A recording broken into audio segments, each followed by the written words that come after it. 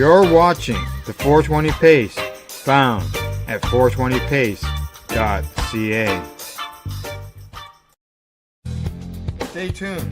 We'll be right back after this toke.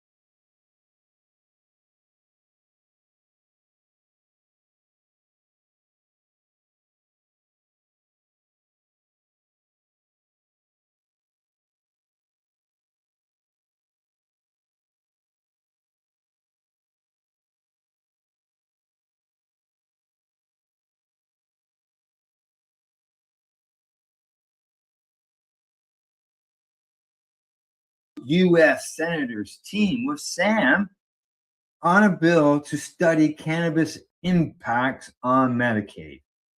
A pair of U.S. Republican senators collaborated with a cannabis prohibition group to file legislation on April the 20th, that aims to discourage federal reform by showcasing what they say is a strain on healthcare costs. A strain. Okay. Senators Ted Rudd and Pete Ricketts, they introduced the Marijuana Impact on Medicaid Act on Monday, coinciding with the 420 cannabis holiday. The two-page legislation, supported by anti-legalization group Smart Approaches to Marijuana, also known as SAM, would require the U.S. Secretary of Health and Human Services to collect data on Medicaid spending associated with hospital inpatient and outpatient care and with emergency room visits related to cannabis use. Rudd, the primary sponsor, says the bill aims to provide transparency. He says the health consequences tied to cannabis use are serious, leading to increased risks for heart attacks, strokes, psychotic disorders, and further addictions, he said in a statement when he was announcing the bill. Now, when legislating on this issue, Congress needs to put the health and safety of the American people first, full stop. This is exactly why lawmakers need access to reliable data that details Medicaid spending associated with with marijuana use and abuse. Millions of Americans rely on Medicaid health care benefits, and my legislation will ensure Congress understands the dangers of this drug and its impact on federally funded health programs. Now, this legislation comes as Sam is attempting to halt the Centers for Medicaid and Medicare Services CBD pilot program that commenced on April the 1st. The federal program allows doctors to recommend health-derived CBD products containing as much as 3 milligrams of THC per serving to Medicaid patients with up to $500 per year in coverage for those products. Now, Senator Ricketts, he says, marijuana is a dangerous drug. The average THC potency in marijuana has more than tripled since 1995. High-potency marijuana is an increasingly concerning threat to public health. It is important to Congress to understand the costs and impacts of healthcare of increased marijuana use. The senators, they failed to mention a study published in 2025 by the National Institute of Health. In it, researchers concluded that medical cannabis use was associated with reduced healthcare utilization and improved quality of life among chronic patients. Gee, why wouldn't they mention that?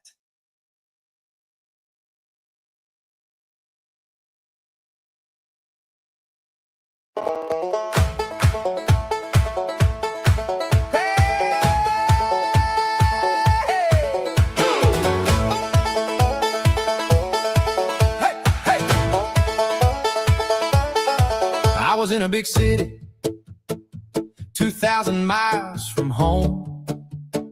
Saw an old buddy I used to know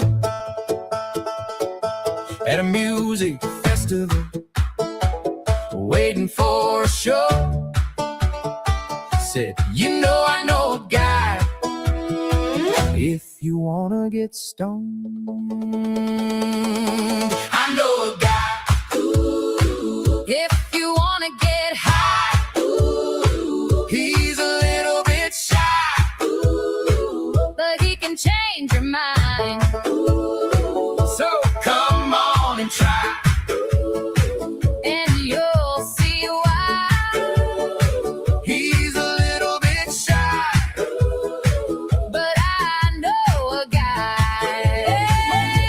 I know a guy, if you wanna get high. He's a little bit shy, but he can change your mind. So come on and try, and you'll see why. He's a little bit shy, but I know a guy. Well, we did a little dance and we did a little drinking, didn't take too long, and I got to thinking how good it would be to be a little more high. Said, you know, I know a guy, if you wanna get fried. I know a guy, if you wanna get high. He's a little bit shy, but he can change your mind. So come on and try, and you'll see why. He's a little bit shy, but I know a guy. Hey, I know a guy, if you wanna get high. He's a little bit shy, but he can change your mind. So come on and try, and you'll see why. He's a little bit shy, but I know a guy. You should have seen the look on my face when I saw his face, when he saw the look on my face, when he turned and he saw those blue lights are shining in the rearview mirror, when I heard that voice come over the intercom, and he said, boys, what you doing? I said, you know, officer, I know a guy. I know a guy, if you wanna get high. He's a little bit shy, but he can change your mind. So come on and try, and you'll see why. He's a little bit shy, but I know a guy. Hey, I know a guy, if you wanna get high. He's a little bit shy, but he can change your mind. So come on and try, and you'll see why. He's a little bit shy, but I know a guy.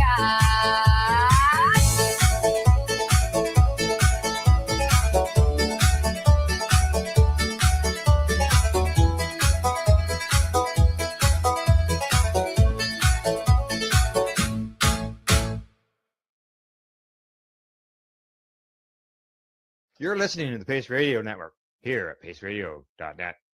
The views expressed by the individuals during this broadcast are their own opinions, and they may not be the same as those of their group or other organizations they may be involved with. All medical advice during our broadcast is not a medical opinion and should be checked with your medical physician.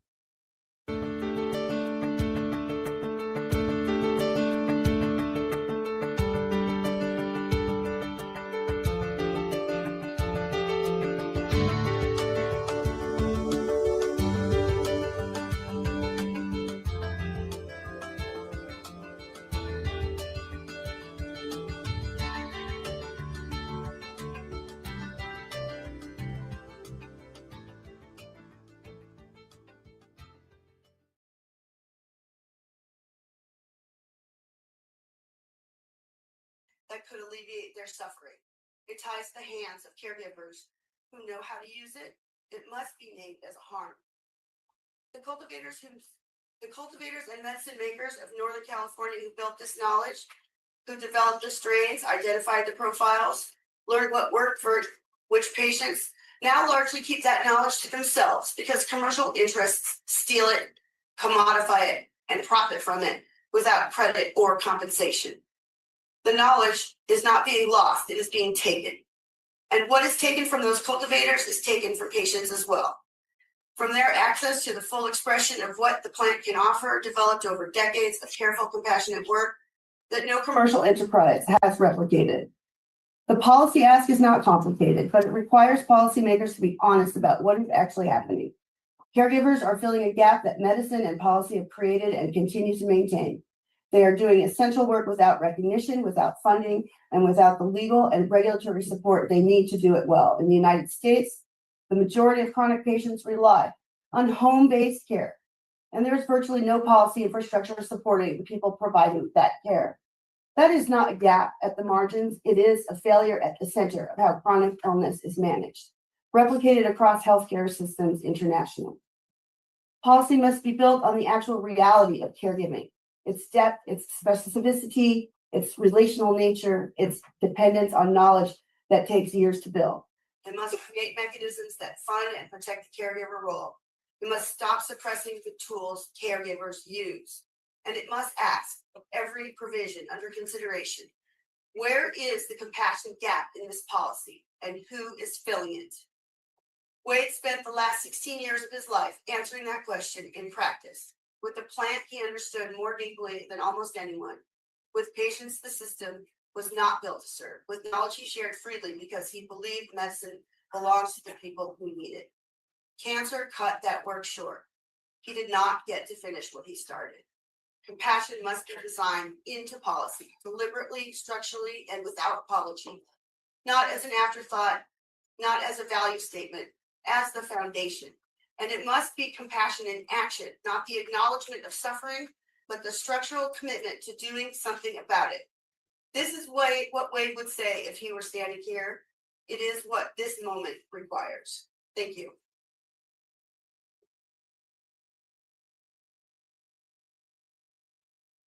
Thank you, Monica, and apologies to everybody for the sound delay issue. We have that fixed now. All right, next up, our next speaker will be Forrest Hurd. Forrest is a respected advocate, researcher, and founder of the Collagenase Network, a nonprofit established to provide services to catastrophically ill children and their families. And through that work has developed deep experience in practical application of cannabinoid-based therapies in children with rare diseases. He has worked closely with genetics and cultivation practices that led to the development and preservation of important CBD-rich varieties such as Harlequin. Forrest will help provide the technical application perspective behind why these plants were developed and how they became so important for patients seeking cannabinoid-based therapies. Please welcome Forrest Hurd. Thank you. All right, through there well enough. Thank you, everybody. I want to say thanks for bearing with some of the technical difficulties that we're dealing with that here. I'm improvising myself, so if you see me holding a couple devices, that is why. But it looks like we got most of the big ones worked out. And again, thank you for everybody for your assistance on that. I want to start by first thanking the Veterans Action Council for inviting me here today to speak about this and represent patients and give a firsthand account of patients and their interactions with cannabinoid medicine. As mentioned, I primarily work with children, and that will be the focus today. After spending a few days here at the C&D and speaking to member state officials and advocacy groups, I've kind of come to realize that the progress cannabis medicine has made in the last decade has been excellent, but at the same time, there's a lot of people that are being introduced to these concepts for the first time. People who have influence in policy and influence in laws, being introduced to subjects and influences from people with different motivations as far as cannabis and cannabis medicine. And as a patient advocate, I hope to give some direct context for not only the importance of CBD-rich cannabis medicine, but also why the need for flexibility within the system is critical. As a parent advocate, for years, I've seen children's safety repeatedly used as a weapon against policies that would allow research and access for patients in need. A key factor that is always missed in these arguments is that children exist on both sides of the cannabis health and safety issue. Yet without fail, most policy is shaped without the nuance and care this reality deserves. Children that rely on cannabis medicine often face conditions so severe that without access, many of them would not make it to adulthood. I don't think enough people, even within the advocacy committee, stop and ask themselves why they don't see large adult communities of rare epilepsy patients advocating in the hallways at events like this. When we see other groups collect themselves and come and advocate for their health and safety. The reason is as simple as it is tragic. For many of these children, the conditions they suffer from are so severe that they simply do not make it to adulthood. They are a silent patient group, unable to advocate for themselves, yet pay the harshest consequences for the decisions that we make. Before I begin, I want to warn you that some of the images in this presentation might be difficult to look at. There will be videos of seizures. And if that's something you don't feel comfortable watching, please do what is best for you. But I do encourage everyone to bear witness to these children, even if it is uncomfortable. I feel very strongly that if one is going to legislate, advise on policy, or advocate for change, it is critical that there be no doubt about the level of suffering we cause when overly restrictive policies are put in place. In other words, if as a lawmaker, one is going to support laws that prevent access and prevent treatment, they should not be spared from having to see the results those policies put in place. We all need to see it, we need to own it, we need to feel it. It is important to point out to our representatives that we are at the very foundation of our advocacy, brought here not by cannabis. I, not a cannabis user in any way, am brought here by witnessing or personally experiencing immeasurable suffering. And it was to my surprise, as much as others, that relief from that suffering was found in this plant. So bear with me as we share and set up this presentation. Because of that, and because of what we experienced here, I'm going to be sharing my personal experience, something that I haven't done in quite some time. So we will start with that into, let's see, place my 23. First, okay, we will start with that into the work that we did with patients across the board. Excuse me. Share optimize.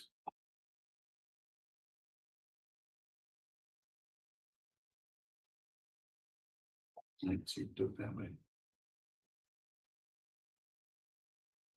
These were some of those difficulties I was talking about. Okay, excellent. So I am not just a advocate for other kids. My journey brought me here with the own journey with my own son, and that's where I would like to start today as an introduction to getting to see some of the patients that rely on these medicines. So my son name is Silas. He was born with no signs of any health defects, no genetic markers, no conditions. He hit all his developmental birthmarks. And I point this out because it is a misconception that a lot of these kids with these diseases are born with genetic things that are present day one. He hit all his marks until about the age of 4 and then started to develop issues. So other than the joy of having a captive audience, look at pictures of your kids, which I know we all enjoy, the purpose of this is to really demonstrate this young man and how he grew up and hit developmental benchmarks, spoke, communicated, did all the things that you look for as parents to do as you hope for your children to develop in a healthy manner. At about 4.5, this picture on the left was taken about a week before his first seizure. Silas started having seizures. They were hard to recognize at first because a lot of people think of grand malls as seizures. Silas started having complex partial seizures at first, and then atonic and absence, and eventually grand malls. And eventually he had several, up to 10 different kinds of seizures at his peak. Within 6 months of his first seizure, he was having several seizures a week. And within a year, he was having several seizures a day. That trajectory went pretty rapidly once he got sick. And again, I show this early trajectory for lawmakers to recognize that nobody knows when they're going to be a patient. You cannot look at a child and say, well, mine doesn't need that.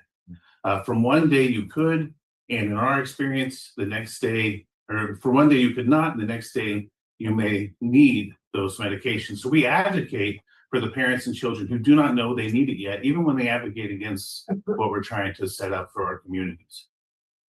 Within a year, or 2 years, excuse me, he was having up to 200 clusters of seizures. So what that means is they would start with atonic seizures, they would move into complex partial, and then they would go into severe grand mals that required heavy benzodiazepine medications to intervene. I want to talk specifically about side effects. A lot of times you will hear the side effects of CBD used as an argument against the medication. They list drowsiness, diarrhea, liver issues, fatigue, irritability, poor sleep. I think that's an intellectually dishonest argument when you compare it to the medications and the options that these children have available today. This is my son on a medication called Depakote, or I think the official name is, what's it called? Valtor? Velcro. Valpro, thank you. Again, my notes aren't where they're supposed to be here with me. But where we got it, it was Depakote, right? And this is a condition that also has all the side effects that CBD lists, to much more of an extreme, including requiring the check of the liver function before you take it and on a ongoing basis as you take this medication. Besides those ongoing severe side effects, I think the physical toll that it takes on the body is relatively clear. And these photos, to me, really demonstrate as parents why some people might not understand when we scoff when the side effects are used as a reason to limit access to certain medications. The side effects in these rare conditions that are being taken are extreme already. Opioids, benzodiazepines, heavy seizure medications with severe liver and kidney damage potential. By December of 2014, Silas was having over 2,500 seizures a month. He was diagnosed with a condition called Lennox-Gastaut syndrome. We had exhausted every medical medication that they had, and they were rapidly increasing. We were essentially told that he would not live to see 10 years old. So from his first seizure at 4.5 to telling to prepare for his death this was about, he was 7 when we were told this, and they said at this rate he would likely not see 10 years old, and we were sent home to essentially watch a child slowly seize to death. That is something that is hard to take in from just the sentence. I do have some video we're going to see later so we can experience what that feels like as a parent. So this was before CBD was in gas stations, which any parent or advocate with any sense will side with anyone arguing against and sharing the risk of these things. This was before it was a buzzword that was being sold as a miracle drug, which it is not. This was before CBD was pumped into all sorts of things which can cause harm if not clean, if parents with people with rare disease mistake it for medicine. This is why regulation is important, but at the time there was nothing. Epidiolex wasn't even thought of at this time before our kids paved the way in clinical trials for that to be approved. But there were parent groups that went on to be sponsored in the CNN documentaries. We were working behind the scenes trying to save our kids, and that success is what has led to this being universally accepted as a medicine, where even the most staunch proponents of cannabis can't deny any longer that it is a life-saving medicine. Well, that happened from anecdotal parent reporting of success. And I want you to keep that in mind as I correct some of the record on what CBD does and does not do and how it is successful, even though proponents will say, well, there's no studies of that yet. Well, there were no studies of any of this until they got the data from us that this was working. And just because the studies haven't been done in other aspects of it, we do know better on what does and does not work for these kids. Unfortunately, this is one of those misconceptions. Isolate CBD had no effect on my son's seizures. As a matter of fact, isolated CBD doesn't affect a lot of kids with rare epilepsy seizures. It does have a percentage of impact, and you'll see those in the Epidiolex studies, But compared to other types of medicines in conjunction with other compounds, the effect is minimal. For some kids, it could be a 10% reduction. For some very few kids, you'll hear that miracle benefit, but for the most, it is not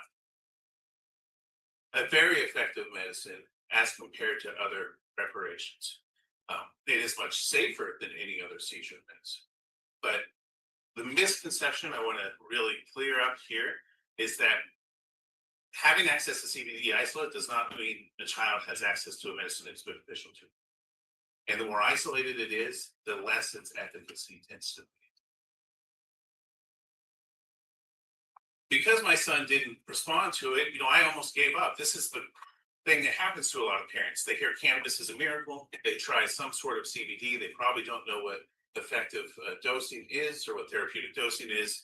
If they're lucky, they're getting it from their doctor, doing something like Epidiolex, and they are going to get clinical dosing help at that point.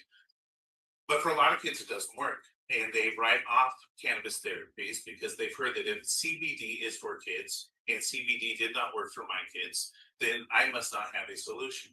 That is not the case. Unfortunately, not many parents know that. There are a lot of different options that we will get into, but where I want to start here is I also didn't know that. And in speaking to some folks from the Americans for Safe Access and other organizations, the concept as a young parent was brought to me that there's just been this observation that some people tend to respond differently to one plant than they do another, despite the same CBD and THC profiles. So it just gave this glimmer of hope for a parent who was already out of options as to what there still might be something out there that might work for us. So what I did is I started partnering with other collectives and just getting my hands on anything I could because I'd already used every medication possible from the top doctors in the country. We've tried CBD, which was, back then a very scary thing to do. Very little was known about it. It didn't have an impact. And we started trying other cannabinoids. Now, when that happened, we eventually found a plant that he responded to out of nowhere. And this, I'm really condensing this, but this is over about 6 months. We had pretty much lost hope. And I was like, fine, if we got another one, let's try it. And when we tried this extract, it was from a plant called medicinal haze, his seizure stopped. We saw kind of that miracle thing. He had not had a seizure for years. And for the first time, he had no seizures the next day. I was like, well, that's weird. Maybe it's a coincidence. And then it went the next day, and then it went the next day, and then it went 4 months, the entire time we had that one bottle. But because we weren't set up and prepared for this, they were just trying different things at random. That's all we had. We had that one bottle, and that was it. But in that 4 months, I want to show the reverse of that because the doctors started to wean him off his Depakote because he wasn't having any seizures. They started to lower the dose, not completely take him off it. But in that same time, we saw it completely reverse as far as his health and facial features. The swelling went down. We were using much less benzodiazepines, and we just saw health. We saw cognition come back. His ability to speak had returned somewhat. He was a kid who was laughing and playing again. And this is where someone goes from not sure about cannabis therapies to a staunch advocate, as I think any parent would in these situations. Any parent seeing that sort of transformation and benefit would say, hey, there's something here. I know the research isn't in yet, but there is something here that we need to look at. There's a possible savior for my son here. And then, long story short, again, we started working with those strains to get them. We started growing that cultivar specifically for my son. And at one point, our county that we lived in started with a measure called Measure W that was an outdoor cultivation ban. And in pressuring our communities and putting policy in place that restricted cannabis growth with no consideration for there being cannabis being grown that wasn't for recreational use, they started doing blind raids across the county, and they raided the garden that an organic farmer was growing my son's medicine in. And we lost a whole year's worth of medicine and completely ran out. That is when I became an advocate. That is when I learned that the moral and ethical ground that a lot of these people stand on is not as solid as they think. We fail to care for the most vulnerable and sick in our communities. And I didn't hear it being articulated as dire as I felt that it was. And at that time, I started producing media material. I started going on the news, and I started putting my experience into the face of those people who did not give it the weight of seriousness that I saw having to go home to it every night. It's real easy to nod and hear, yeah, I've heard kids have seizures. Easy to. Different to go home to it every night and experience it. So with that, I would like to play a few minutes of one of those videos that I made, and I'm going to end it with a quote from our sheriff in our county. And I want to see if it sounds familiar to some of the things we're still dealing with almost a decade later. We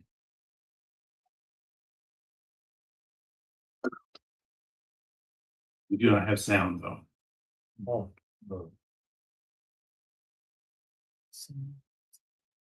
Sure. Breaking the law should fall on the back. I don't feel that the biggest cost of those people breaking the law should fall on the backs of innocent children. Nevada County authorities are cracking down on outdoor marijuana growers with a new ordinance. But one father is speaking out. He says the crackdown is jeopardizing his sons and other children's lives. CBS 13's Kelly Ryan is getting answers on the fight for Silas. No, I'm the goofy goober, yeah. You're the goofy goober, yeah. Goofy, goofy, goofy, goofy, goofy, goofy, goober.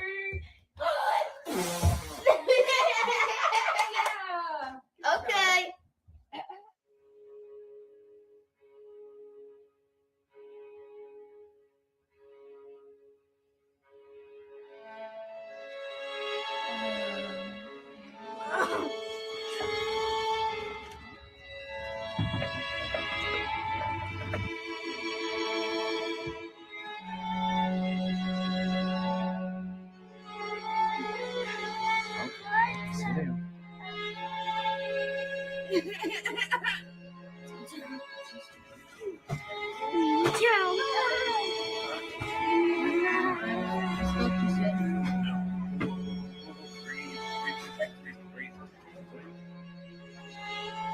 Sure.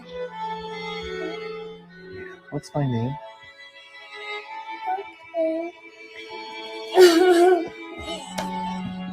Okay, sit, honey. Come on, son.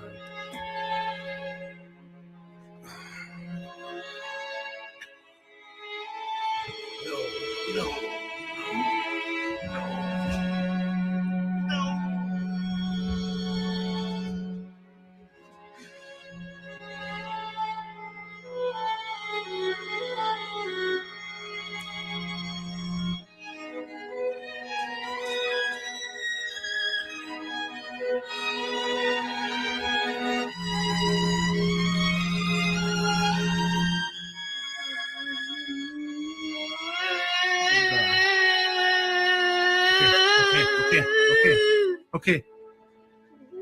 Okay, get down.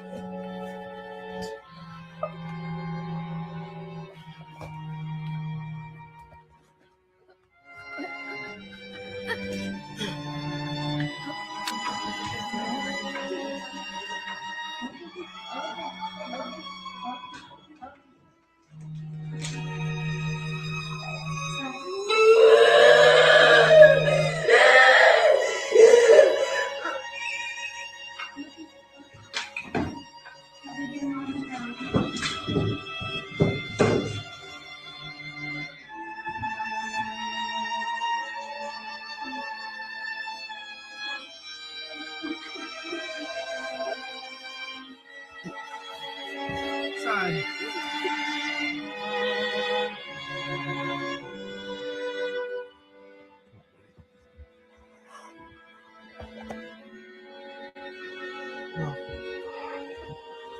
Honey, breathe.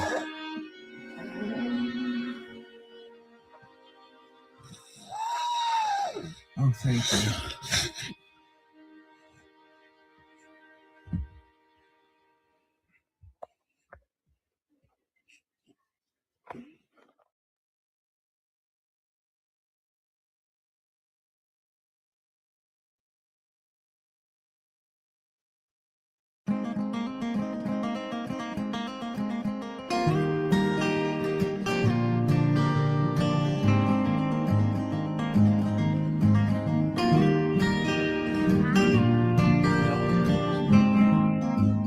holding on to what you fear.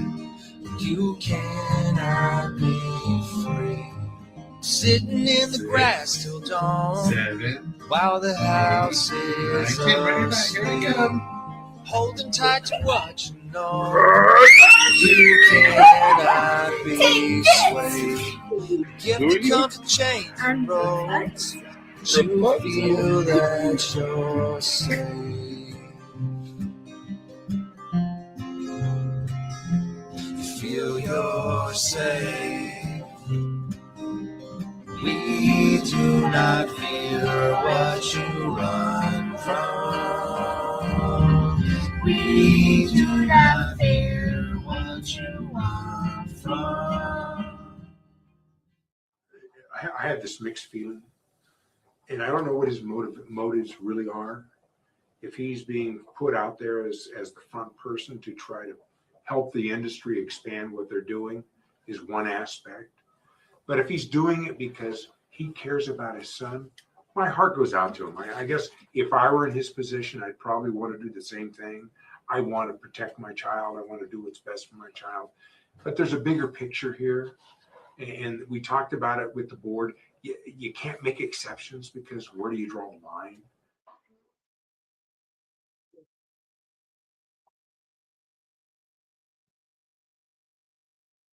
Thank you, and thank you for sharing that with me.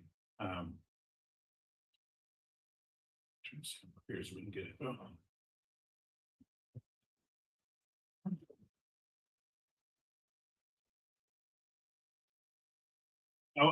It's hard for me to share that. I actually haven't watched that in a very long time. It's hard to watch as a parent, and the PTSD that comes along with that.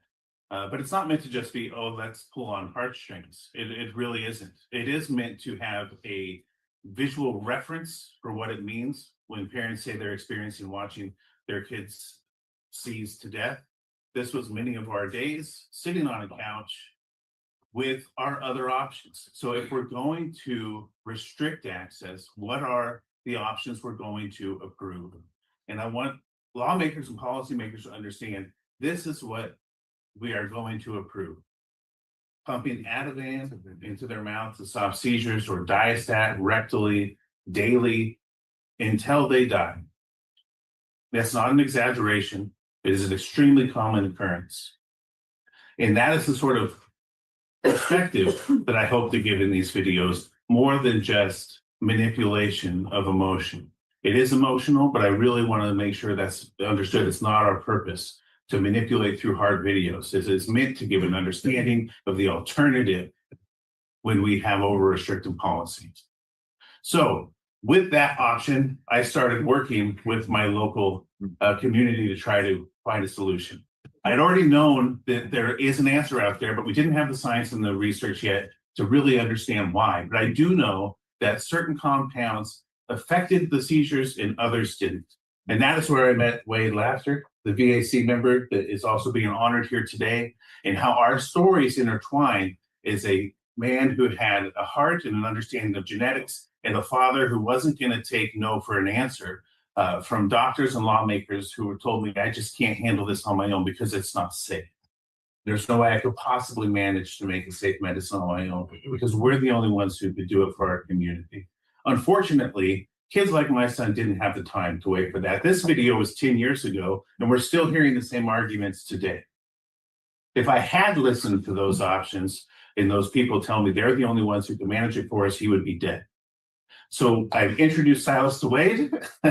We started talking about what cultivars we could get our hands on. We started talking about, Wade started teaching me about soil and health and how to grow organically and cleanly, because cannabis is a bioaccumulator. Yes, we all know that.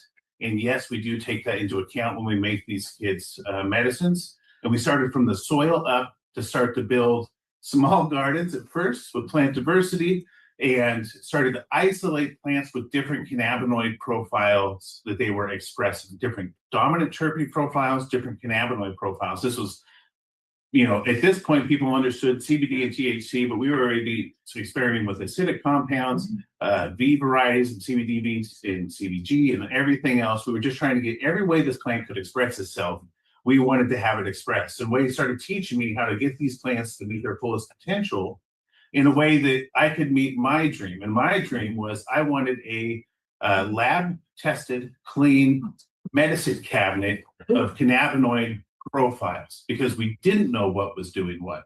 But what I did know is it was safer than anything else I'd given my son. And if we had the separate cannabinoid profiles, we could then titrate up systematically and methodically with the help of doctors and scientists and start to observe and document what works and what didn't. And I had the idea if we could build customized medications, we might be able to see what works for certain kids. Because the one thing I recognize at this point, after meeting quite a bit of other families with rare epilepsy trying cannabis, the one thing we've noticed right away is none of our kids needed the same thing.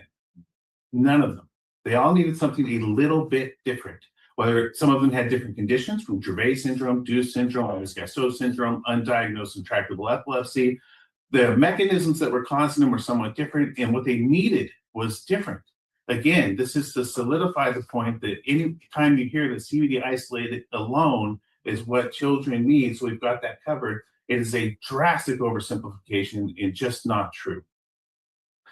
As we produce these medications, I started partnering with labs. Yes, all lab tested. Long before anyone asked for it, we were testing for molds and heavy metals and pesticides and all those things, along with terpene profiles and cannabinoid profiles. These were our friends at Sequoia Labs. They gave us free, unlimited testing. This is what a community can do if they're not restricted out of hope. Free, unlimited lab testing, and we did. And we built one of the greatest profiles and collections from top-of-the-line extractors, free lab tests, and organic farmers of a cannabinoid medicine cabinet that we've seen in a long time. And that group is what became the Calandrius Network, a network of people who are just determined to put together an option for families in need when there are no others through the science that we knew and safe, ethical approaches for kids. And it scaled. We scaled to bigger and bigger farms, and we started to just build those collections. And when that happened, we started to see success. This is a very condensed version for time, but eventually in these experiments, I took notes and notes and notes, observed where we saw decreases and increases in seizure activity. And after a very long time, we were able to customize a blend for my son that stopped his seizures completely. In the last 5 years, he has had 2 seizures total. And we'll talk a little bit more at the end. But as that success happened, of course, all our friends in the community started asking, and we started not saying, here's what your child needs. Here's what a child with epilepsy needs. We started saying, we don't know what they need. And anyone telling you they know what they need is trying to sell you a product. And I mean that for pharmaceutical companies or for the guy at the street at your dispensary. If they are definite about what they tell you they need when it comes to these sort of conditions, they want to sell you something. Let me tell you from experience that I've worked with thousands of kids at this point. I don't know what we need, but I do know that we can have a methodological approach to determining what you need, and you can do that safely. So that's what we did. We taught parents how to take notes. We talked to scientists and got feedback from Dr. Russo and others who were on the cutting edge of that to make sure that we were understanding science correctly, because I'm not a scientist. I'm not going to explain the endocannabinoid system to you, even though I probably know it better than most. But we brought professionals in to guide us with that. And then my brother and I, Wade and others, we hit the road. We tried to get support. We got support from other industries. We went in education. And a lot of times, it sounded like I was on the other side of the argument to protect the kids, because there was a big wave of selling miracle cures with CBD that hit that I knew were potentially harming kids. And we worked with hundreds and hundreds and hundreds of families, and we developed a system that worked, and not one of those kids required the same medication. And then I started getting calls from other families. And this is where I really expanded what intractable or catastrophically ill meant. And this is where I started getting calls from families who heard what we were doing for kids with seizures and wanted to see if they could help our kids with never-ending inflammation. And that is where I first met Charlie. And if you have Netflix, there's a documentary that just came out called A Matter of Time, where Eddie Vedder is doing a fundraiser for kids with epidermolysis bullosa. And my friend Charlie is in that video. He worked with Eddie Vedder and others for a long time. And unfortunately, he passed away recently. But for years, we worked together. And again, just like my son's seizures and Charlie's epidermolysis bullosa, cannabis is not a cure. We're talking about mitigating suffering. And I got asked by the parents of these kids with epidermolysis bullosa, we need something to break down inflammation to manage pain. Do you think there's something here that could help? And long story, this is too long of a story for this, but it wasn't taken up lightly. We talked about doctors, about risk of infection and so on. We were careful in what we did. But again, we talk about the risk versus the reward. And when you're dealing with kids who have no other option and their life is short anyway without treatment, then you take risks. And that family wanted to take risks to end Charlie's suffering. And we started working with creams and topicals that were known to do some benefit, and cannabinoids' impact on inflammation was well documented at that point. So we said, let's give it a shot. And with Charlie, we started working together at the Collagerous Network to just develop these creams. And Charlie was brave enough to help us work it out together because they did not do a lot at first. And over the course of a year, we started developing a cream that once we solved the transdermal issue of absorption into the skin, I started getting texts back one day from Charlie's mother of showing us putting it on his neck. She said at first the only benefit was he actually got some benefit probably from the THC components in it, where she said it looked like he relaxed for the first time in his life. But we were aiming for inflammation care. And she started sending me these pictures where we had made some tweaks. We had added some ingredients that we hadn't used prior after getting clearance that it was likely safe.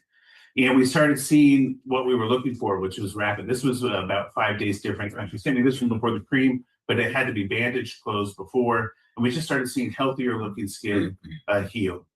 This was Charlie's knee that had been open like this for 6 months. And on that same cream, within a week later, we saw it shrink, and we saw the level of the open wounds start to close. So I got excited and we continued to work. And then other families started reaching out to us, and we worked with hundreds and hundreds of families with epidermolysis bullosa. For those who don't know, this is a skin condition. It's genetic, where if you touch the skin, it blisters. So they live like perpetual burn victims. There is no cure at this point. We're fighting for a cure. The cure will not be cannabis. Cannabis is the quality of life. But in reality, most of these kids end up, or a lot of them, excuse me, I don't like to overgeneralize, but infection is a big problem, as you can imagine, right? And in a healthier skin set, infection is less likely, and we see just healthier children overall. And all of these kids are kids I worked with. These are not pictures that went anywhere. This is sent to me directly. I didn't pull these off the website. I know each one of these children's names. And we started getting references. Yep. We started getting references for these, the success that we were seeing. And because of that, we continued to work with EB Kids while the Collagerous Network was in operations. I show this to you again, not for shock value, but to show what can happen safely, effectively, with community action when there's flexibility in the policies that we put in place. The people who need it, they will work with it. We developed this cream over the course of 2 years. We helped hundreds of kids. We ended up calling it Charlie's Cream. Again, this was never sold. This wasn't a business. Not a single dime was ever asked. I paid for most of this out of my own pocket. We did fundraising and we moved on. So in conclusion, I would like people to consider these things when they decide to advocate and make policy. Proposed CBD scheduling and control measures, especially those presented as protection for public health and safety, must account for all affected communities, particularly the patients who will suffer the greatest harm from overly restrictive policies. CBD isolate alone is not sufficient for many of the most serious conditions. Overly restrictive limits on THC, minor cannabinoids, and terpenoids can strip away therapeutic value and leave the most medically vulnerable patients without meaningful treatment options. That is a fact. When you hear the studies haven't been done yet, just know they will be eventually, but we've lived it. Just as we lived with CBD stop seizures, and that is now also a fact that is proven. Member states should preserve medically necessary flexibility and position so that access frameworks reflect clinical reality and not stigma. And with that, I want to thank you all for having me here today. Here's Silas today at 19 years old, graduated high school, 2 seasons in the last 5 years, thanks to the ability for us to treat our kids. I hope you allow that in your member states as well. Thank you.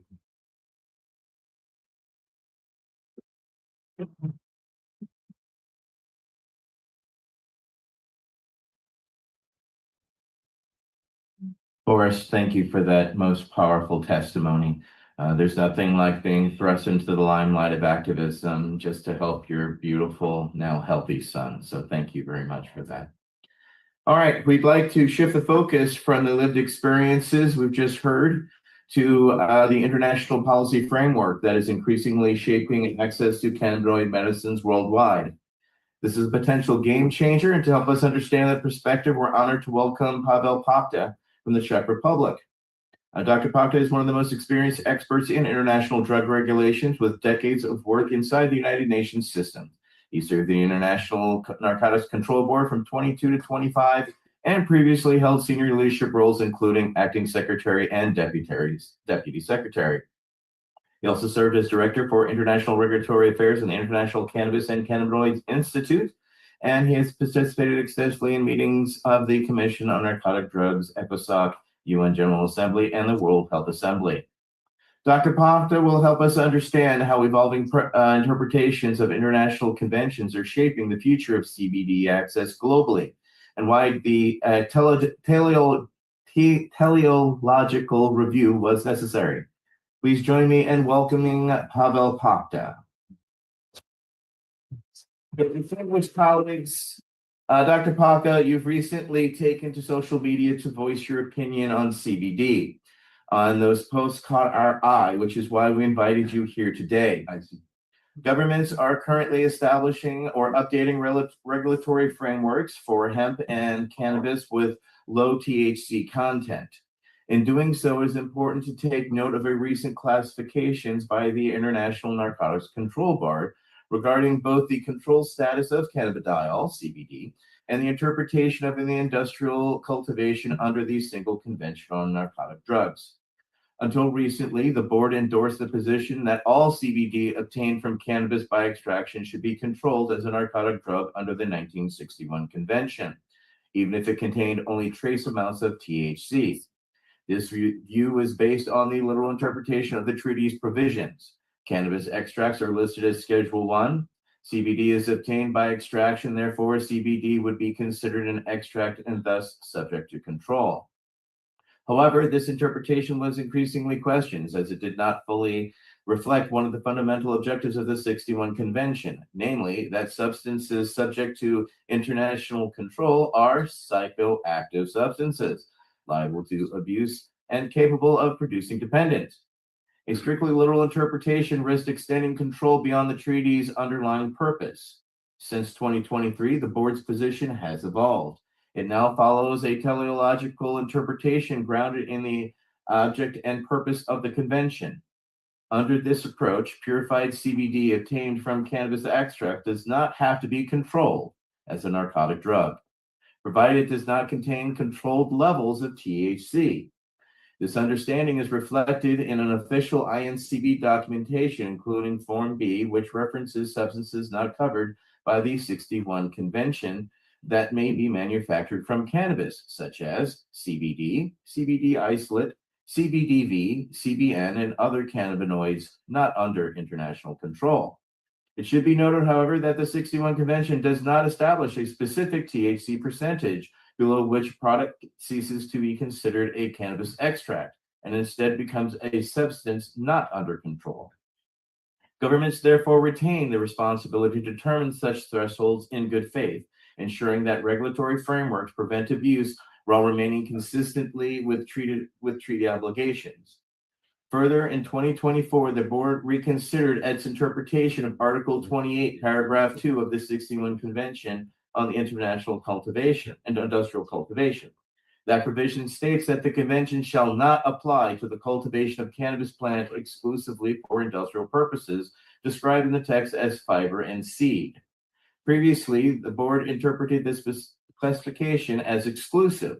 However, upon reconsideration, the current opinion is that the fiber and seed should be understood as illustrative examples rather than an exhaustive list. Accordingly, the cultivation of hemp cannabis with low THC content for the extraction of cannabinoids not under international control, such as CBD, may be now regarded as industrial cultivation within the meaning of Article 26.2. At this time, governments must ensure that cannabinoids under control of the Convention on Psychotropic Substances, particularly THC, including THC obtained as a byproduct of extraction, are controlled in accordance with the requirements of that convention. These classifications provide important legal certainty for governments developing hemp and CBD regulatory framework.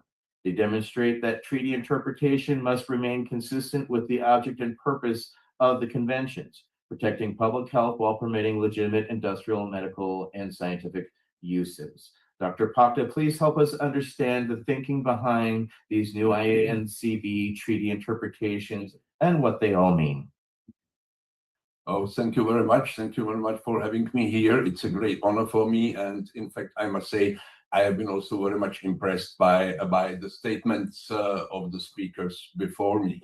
Thank you for the invitation, Mr. Chair. You have just said everything. I think I should close my presentation at this point. But I would like also to refer a bit to what one of the predecessors before me said, this feeling how the international framework has been changing, how all the framework of these discussions in the Commission and in other international meetings redirects the international drug control towards health and towards human rights. If you read, for example, I'm not anymore a member of the board, but if I read the last report of the board just published 2 weeks ago, I was impressed by the very strong references to human rights. All the provisions of the international drug control treaties should be implemented, but in line with the requirements of human rights. So I think, yes, there has been a change in this international environment. There has been a change in this direction, as I've just indicated. But of course, the final responsibility for the implementation of the treaties is with the national governments. And I understand in your country, there is a federal level and there is a state level, and that all these levels play an important role. And of course, it should be understood that the international controls, please, should not be considered as an obstacle for some kind of national controls. There is a lot of flexibility. Everybody in international bodies is, repeating the fact that the treaties are flexible and that you have a lot of discretion at the national level to implement. So we have seen this change with respect to the CBD, but of course WHO acknowledged CBD is not to be controlled as a narcotic drug. Then there was some discussion if CBD is obtained from cannabis, whether it should be controlled as a cannabis extract. As you have seen, even INCB concluded in 2023, no, even of course also CBD extracted is not to be considered a narcotic drug. The only cannabinoids which are under international control are THC, and HHC was put under international control last year under the 1971 Convention. So this environment has been changing. However, we have heard many times in this presentation of this what your chair has just said about isolate, THC isolate. But in this presentation, we have also said about the importance to have some THC in this presentation, THC in it. So please, the conventions, of course, allow the use of cannabis containing THC for medical purposes. This is allowed by the conventions. It was very much emphasized in the year 2020 when this commission deleted cannabis from the so-called Schedule 4 of the 1961 Convention. That was a schedule of some kind of suspicious and dangerous substances. The government should be careful with respect to them. Cannabis has been there, for example, with heroin for very, very long time. In 2020, on the recommendation of WHO, this commission deleted cannabis from that schedule. So cannabis, yes, cannabis is containing THC, is a controlled substance. under international treaties, but it should be available for medical purposes. In fact, it is an obligation of parties to the treaties to control these substances and by the same time to make them available for medical purposes. Implementation at national, federal, and state level. So I will not speak long because the facts have been stated. But when I was listening to this, so please also THC, also cannabis containing THC or CBD with some THC, that should be available. This should be made regulations in such a way that this is made available to the patients. And when I was in the board, there was a discussion about the home cultivation. And some people were, this is a problematic issue. This can be easily misused. The quality is not like if you would get it from a medical practitioner and so on. But the final conclusion of the board, and it was also communicated to governments, that also home cultivation of cannabis is in line with if it's for medical purposes, is in line with the requirements of the treaties. I didn't mention it in any publication, but I didn't consider it so topical. Now I see it may be very, very important, to emphasize that this body also acknowledge that it is not ideal, that of course, if the doctors would deliver it to it, and you could use it, would be better. But if necessary, this also should be considered as a cultivation for medical purposes, and that should not be prevented. So the governments should consider this, and this should be considered also as a legal activity as for medical purposes. So the world has been changing towards the needs of the patients, and please do not consider this international framework now to be a big objection for the implementation at the national level. And this really depends very much on your national regulators, how these substances will get accessible to your patients. Thank you very much.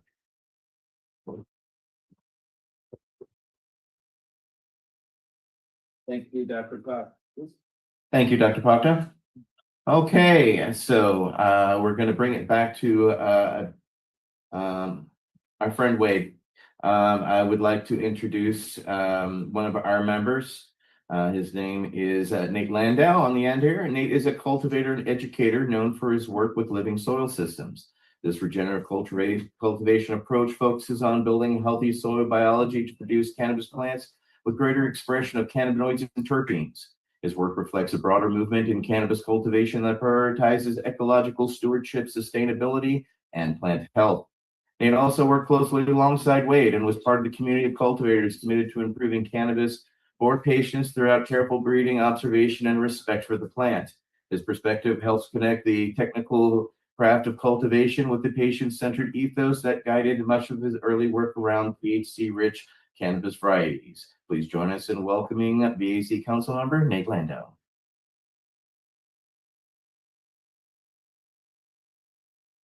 We speak very briefly. We up here fortunately got the pleasure and honor to know Wade, and most of you haven't, so I just want to try to paint a quick picture of who he was. The whole idea of the side event was born when we found out the sad news that he passed away, and we were all lost their words, like how can we commemorate him? And then I believe it was Michael Krowitz said, let's do a side event in the UN. And just like that, that's why we called the Veterans Action Council. One thing led to another, and it led to this amazing panel. I had a very unique relationship with Wade. I unfortunately only met him in person once, but I spent over 1,500 hours with him on Zoom calls because we are policy nerds that we spend many hours on Zoom calls. And Wade was a person where I would have the worst day, and then I would get on the Zoom call, and this little window would pop up, and just seeing his smile on his face, boom, changed my mood right away. He always never had any bad word to say about anybody. When obviously he's very knowledgeable, and when he would need to correct you, he would do it in such a constructive criticism that you have no other way but to implement it. It's amazing. This is a story that sums up. This is my last phone call I ever had with him. I was in a bureaucratic war with the city of San Francisco. They were trying to shut down a facility, and he heard I was going through a rough time. The time I didn't know that actually dying and didn't have many breaths to spare. He was on oxygen. Called me up and asked me how I was doing. I was trying to push the conversation, asking how he was doing or his medical condition.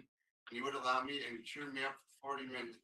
And only after we were finished, we were near the end of the call, I heard him breathing really heavily. I'm like, why are you breathing heavily? He's like, oh, I can't breathe on my own anymore. I'm breathing oxygen. I said, wait, why would you do it?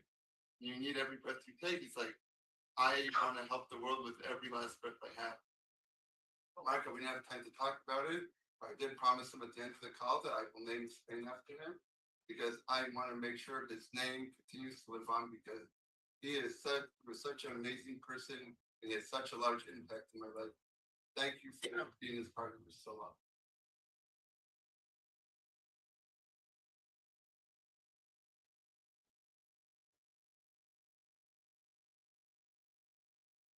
All right.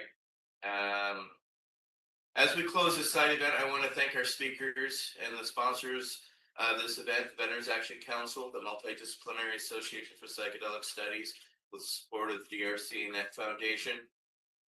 Of course, the European Coalition for Just and Effective Drug Policies, and Fields of Green for All, and Law Enforcement Action Partnership, and the Veterans for Medical Cannabis Access. And of course, all of you for being here today in person and those who are joining us online. You and the world are now aware that CBD for medical purposes has been illegal worldwide for some time. The VAC and Dr. Baca wanted to remind you of all this. What the world chooses to do with it, we will now sit back and watch. What we've heard over the past hour reflects an important development in the evolution of cannabis policy and science. Long before governments began debating cannabinoids and regulatory frameworks, there were patients, caregivers, cultivators, working quietly to solve real problems. They were not focused on politics, they were focused on outcomes of whether someone suffering from seizures, chronic pain, or neurological illnesses could finally find relief. It's one reason why I've spent the last 26 years selling medical cannabis over the counter in the United States. We cannot wait for governments and for regulators to catch up. We had to risk our freedoms and put our freedoms on the line and do so every day because we are also patients and we're tired of waiting. So we have had to create all this from nothing. The development of CBD-rich cannabis varieties like Harlequin did not emerge from theory alone. It came from observation, compassion, and collaboration between patients and cultivators who were paying attention to what worked. Those early efforts helped reveal the therapeutic potential of cannabinoids that today are being studied, regulated, over-regulated, and discussed in policy forums around the world. We also hold today about the evolution of international frameworks. Interpretations of the conventions continue to develop as scientific understanding improves. The recognition that purified CBD does not require the same level of control as psychoactive substances reflects a broader principle that regulation should follow evidence and serve public health.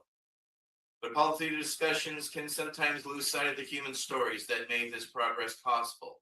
That is why we frame today's discussion around the life and work of Wade Laughter. Wade was not working to influence international treaties or regulatory interpretations. He worked with plants and with people. He listened to patients. He paid attention to their experiences. And he believed that if something in this plant could help someone suffer less, it was worth the effort to find it and cultivate it.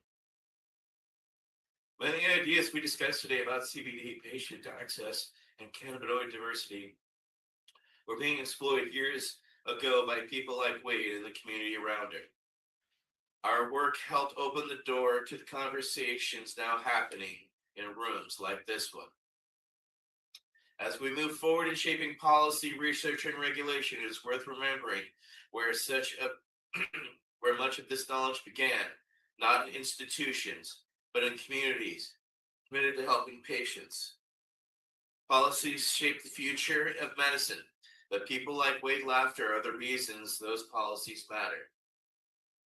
Wade never asked to be remembered as a pioneer. He simply wanted patients to have something that worked. I will close this out with a few words from our veteran brother and impart some of his wonderful words to you that inspired many of us along the way. So with that, breathe, my love.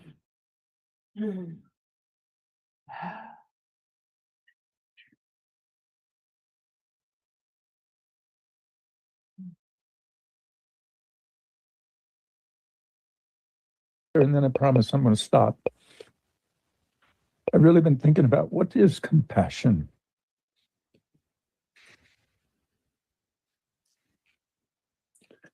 And I think compassion is it's a verb.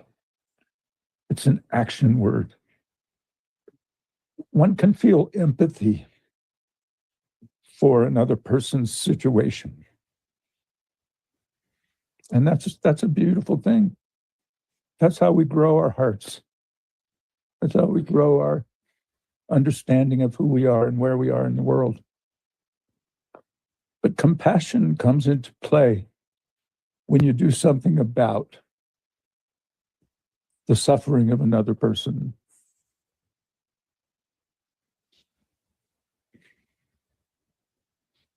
Yeah, compassion is a verb.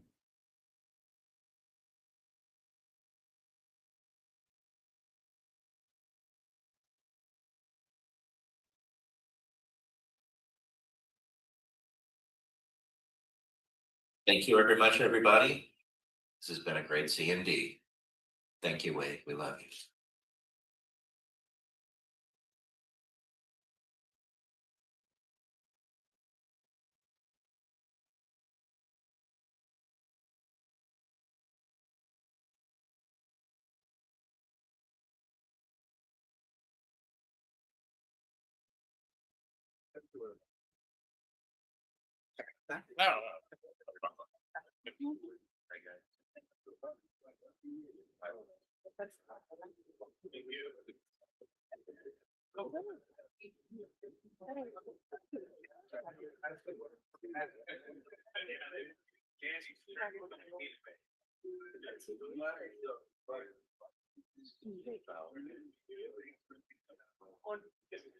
The Veterans Action Council is a PACE Radio Network content provider.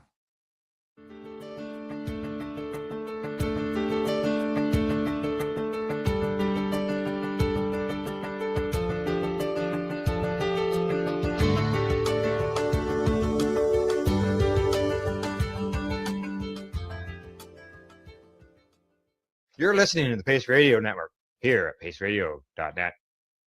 The opinions of the individuals during this broadcast are their own and may not be the opinions of their group or other organizations they may be involved with. All medical advice during our broadcast is not a medical opinion and should be checked with your medical physician.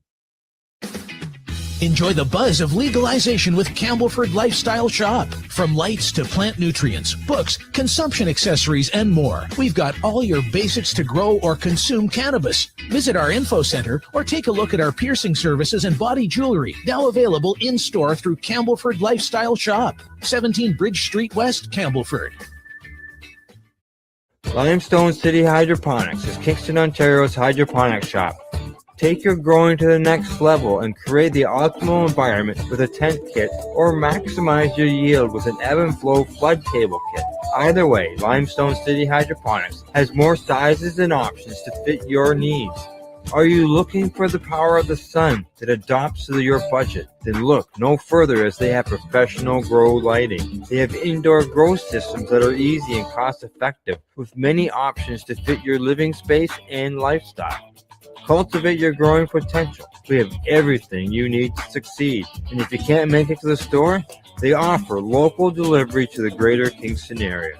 Remember, when you're looking for experts to help you grow, then look no further than the locally owned Limestone City Hydroponics, 105 Sunderland Drive in Kingston, Ontario. Call them at 613-548-0420.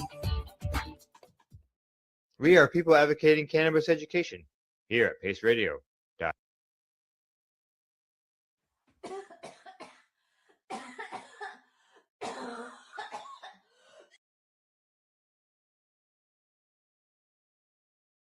I got a story that just broke moments ago, and the headline here from CNN says that Justice Department reclassifies state licensed medical marijuana as a less dangerous drug. Attorney General Todd Blanche signed an order Thursday reclassifying state licensed medical marijuana as a less dangerous drug, changing a policy that has for decades made the drug's potential medicinal benefits more difficult to research. The order from Blanche does not make recreational use legal under federal law. Let me repeat this. That does not make recreational use legal under federal law. Instead, it moves licensing of medical cannabis from Schedule 1, which are the most restrictive drug categories, such as heroin and ecstasy in it, to Schedule 3, the same category as some prescription medicines like ketamine and Tylenol with codeine. It also gives a tax break to licensed medical cannabis dealers and eases some restrictions on researching its efforts. They say these actions will enable more targeted, rigorous research into cannabis' safety and efficacy, expanding patient access to treatments, and empowering doctors to make better informed healthcare decisions, Blanche wrote in a social media post on X. Now, the Drug Enforcement Agency will also hold administrative hearings before a judge on reclassifying cannabis more broadly, Blanche says. Now, sources told CNN that the White House and the Justice Department have also faced increased pressure from the cannabis industry to get the scheduling change over the line. As a plan to move forward was being finalized, some of the department had hoped to publicize its efforts on April the 20th, a day of celebration, as we know, but were told that it would be unseemly. Two sources familiar with that discussions have said. Now, the reinvigorated effort likely to face its swift legal challenges from critics who say that the downgrade could encourage recreational use of a harmful drug. Smart Approaches to Marijuana, an advocacy organization that opposes medical legalization or marijuana legalization, said in a statement that it will be taking legal action immediately against this order. The only thing they say that the only thing that today's decision advances are the interests of an addiction for profit industry.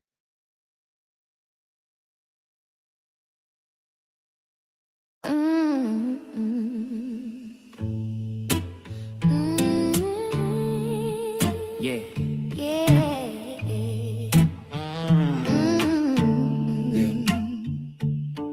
Brown paper on the table, crumbs on my fingertips. You laugh, say I'm too careful. I'm just trying to make it. You grind, I line it perfect. Little hill, not too tired. Fold it like a secret, tuck it in and twist it right. Yeah. Twist the end, pass it to a friend. Let it catch, let it bend in the wind. Slow drag, let the whole day blend. All I need tonight is to twist the end. Twist the end, watch the cherry spread. Little glow, painting circles in my head. Slow talk, we forget what we said. All I need tonight is to twist the end. Tray full, some fat, some skinny. One sparkle when the light hits gold. You pick out the loudest, say, this one's for when we're old. Hey! Sticky fingers, stain tips, call flare flies, where roll another memory we ain't burned through yet. Twist the end, pass it to a friend. Let it catch, let it bend in the wind. Yeah, yeah. Slow drag, let the whole day blend. All I need tonight is to twist the end. Yeah. Twist the end, watch the cherry spread. Yeah. Little glow, painting circles in my head. Yeah, yeah. Slow talk, we forget what we said. All I need tonight is to twist the end. Roll a worm or hash. Put it in a paper, line it with herb, twist it up. Open the jar, get out the pen and stick it in. Oil slick on the paper. Oh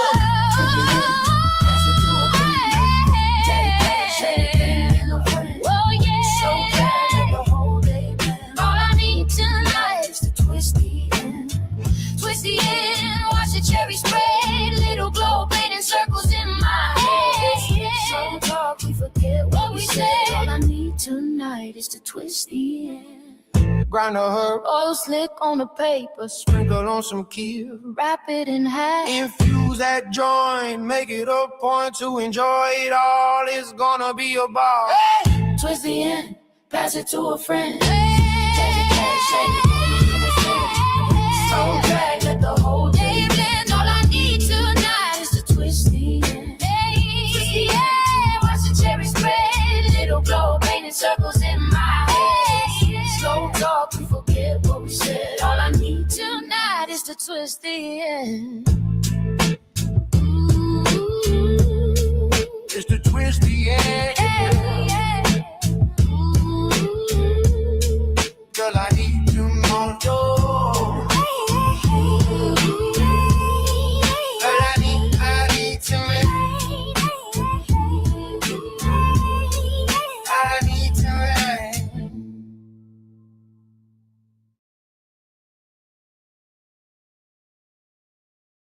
You're listening to the Pace Radio Network here at paceradio.net.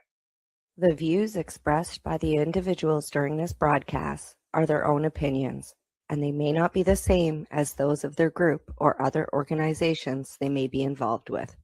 All medical advice during our broadcast is not a medical opinion and should be checked with your medical physician.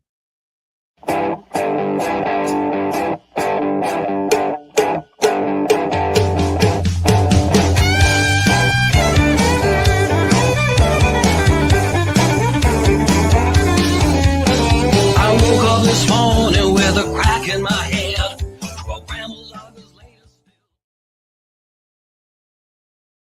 Good evening, everyone, and welcome to the Pace Radio Show. We are coming to you from paceradio.net and 420pace.ca. Good evening, Toronto. How you doing? I'm better today than I was yesterday.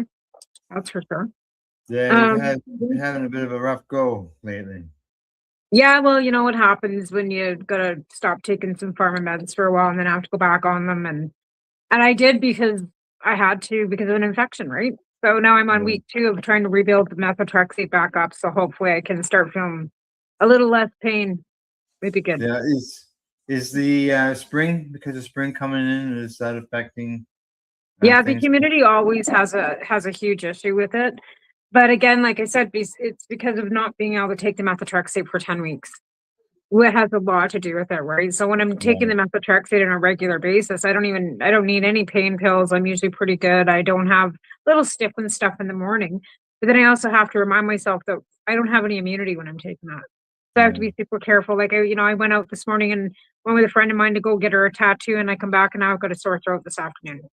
Oh, that's not good. And I'm like, great. So and tomorrow's med day, so it's a real on the cusp of whether I take it or don't take it, because do I want to fight whatever this throat thing's going on, or do I want to make it work? I don't, you know what I mean? It's a real hard bag to kind of balance sometimes. But you've been through these things too with your. Oh yes. Well, my treatments, I have to make sure that I don't have a cold or I'm sick or anything for me to do my own treatments here at the house. Yeah. And as soon as Gail feels that she's got a sore throat coming on, she tells me right away. Yeah. And that's the thing, you have to be even if there was a kid, he'd go upstairs and stay upstairs if he was sick. He went through long COVID. I never got COVID once. But that's because I masked, he masked, we washed our hands. I was super careful, but I could have, but I also didn't take my methotrexate the whole time he was sick. Neither way. Yeah. I just have grandkids come around. Return fast, right? And even though he's 16 now, he's still going to school, and it's not quite as bad as the kids with the fingers up their noses, but you still got germy kids. And there goes my gate. Sorry, the cat was down here, and every time she jumps over the gate goes. Yeah, at least it's for her. At least it didn't set the whole house off. That was a good thing. Yeah, exactly. So tonight we got a guest that we haven't, neither one of us has spoken to in quite some time. I was actually telling Taven earlier that the last time I seen Matt in person was 2013 in Saskatoon at the Harvest Fest. Because it was the traditional Harvest Fest, and that was the last time I seen him in person was 2013. And I'd been involved in his court case prior to that, and had met him like before that in Toronto, and you know what I mean? So it's, I've met him a few times in person. He lives out east and I'm out west. But like I said, I've had the opportunity to meet all of you, most of you anyways, in person, because I was able to travel east to go to some of the events and stuff. But it's been since 2013 since I seen Matt. Yeah, Yeah. really? Yeah. I can't remember last Hug time I saw anyway. I know that I wrote an article about Matt for the Cannabis Digest newspaper for TED. Wrote about Matt's case in that. But instead of you and I talking about our occasions with Matt, why don't we just bring him into the program and we'll talk about what he's doing now. He's got himself he's launching a soft launch on a new business, I guess you could call it. Yeah. And we're going to talk some memories as well throughout the program. So Absolutely. We've got 20 years of those behind us. Oh. yeah, that's right. All right. At this time, we'd like to welcome Matt Murnaugh to the Base Radio Show. Welcome, Matt. How you doing? No, thanks, Al. Hey, Tamara. Thanks for inviting me. It's good to see everybody. Yeah, it's so good to see you too, bud. It's you guys stand out like it's been since 2013 since I was actually able to physically give you a hug. Yeah. Well, I live kind of as a recluse in a very small community now. We're like 1,500 feet up a mountain, basically. In the escarpment. Yeah, so it's an Ontario UN biosphere where I live, so it's brilliant. But it's made me a recluse. Yeah. In many ways, which is good. Yeah, exactly. Hey, I kind of enjoyed having my closest neighbor 7.5 kilometers away from me before I moved back to BC. Like my closest neighbor was 7.5 kilometers. That was close enough. And now I've got a neighbor that I can reach out and touch. So yeah. Right. And so it's been nice. It's been 6 years. Going on 7 years Canada Day since I've moved up to my community of Grey Highlands. And it's been fun. It's a great space. I have an apartment attached to my house, and oddly enough, I had Sadie. So if people remember some of the early day photos, Sadie took a lot of the early cannabis stuff, all the early cannabis photos in Ontario. She was in the apartment for a while. Yeah. Moved out, and then I was like, I don't want a tenant or someone I don't know in the house. So yeah, I'm opening it to people. Don't want anybody I don't know in the house. Let's open an Airbnb. There we go. But they're only here for a short time. They're only here for like a couple of days. Right. Yeah. Maximum days of visitation is 4 days. After that, you got to go. Well, yeah, because I don't take bookings Monday through Wednesday. Perfect. So okay, I still get the privacy. It's a keyless entry, so it's got its own separate entrance. I'm on the one side of the house right now. It's rare, and people are gonna think I have this big house. It's not huge. It's just designed weird. Yeah. So yeah, you got to go through. For me to get to the other side, I have to go through a hallway and then up a flight of stairs to the back. And it's designed in a way in which it has its own furnace and hot water tank. So it's 2 houses combined as one, basically through a hallway. So here's the listing. I've got it up on the screen there. Thanks. For everybody. And you can see. It's in Flesherton area to give people an idea where you are. Well, the beautiful thing about this whole trade war we've got going on is a lot more people are staying in Canada.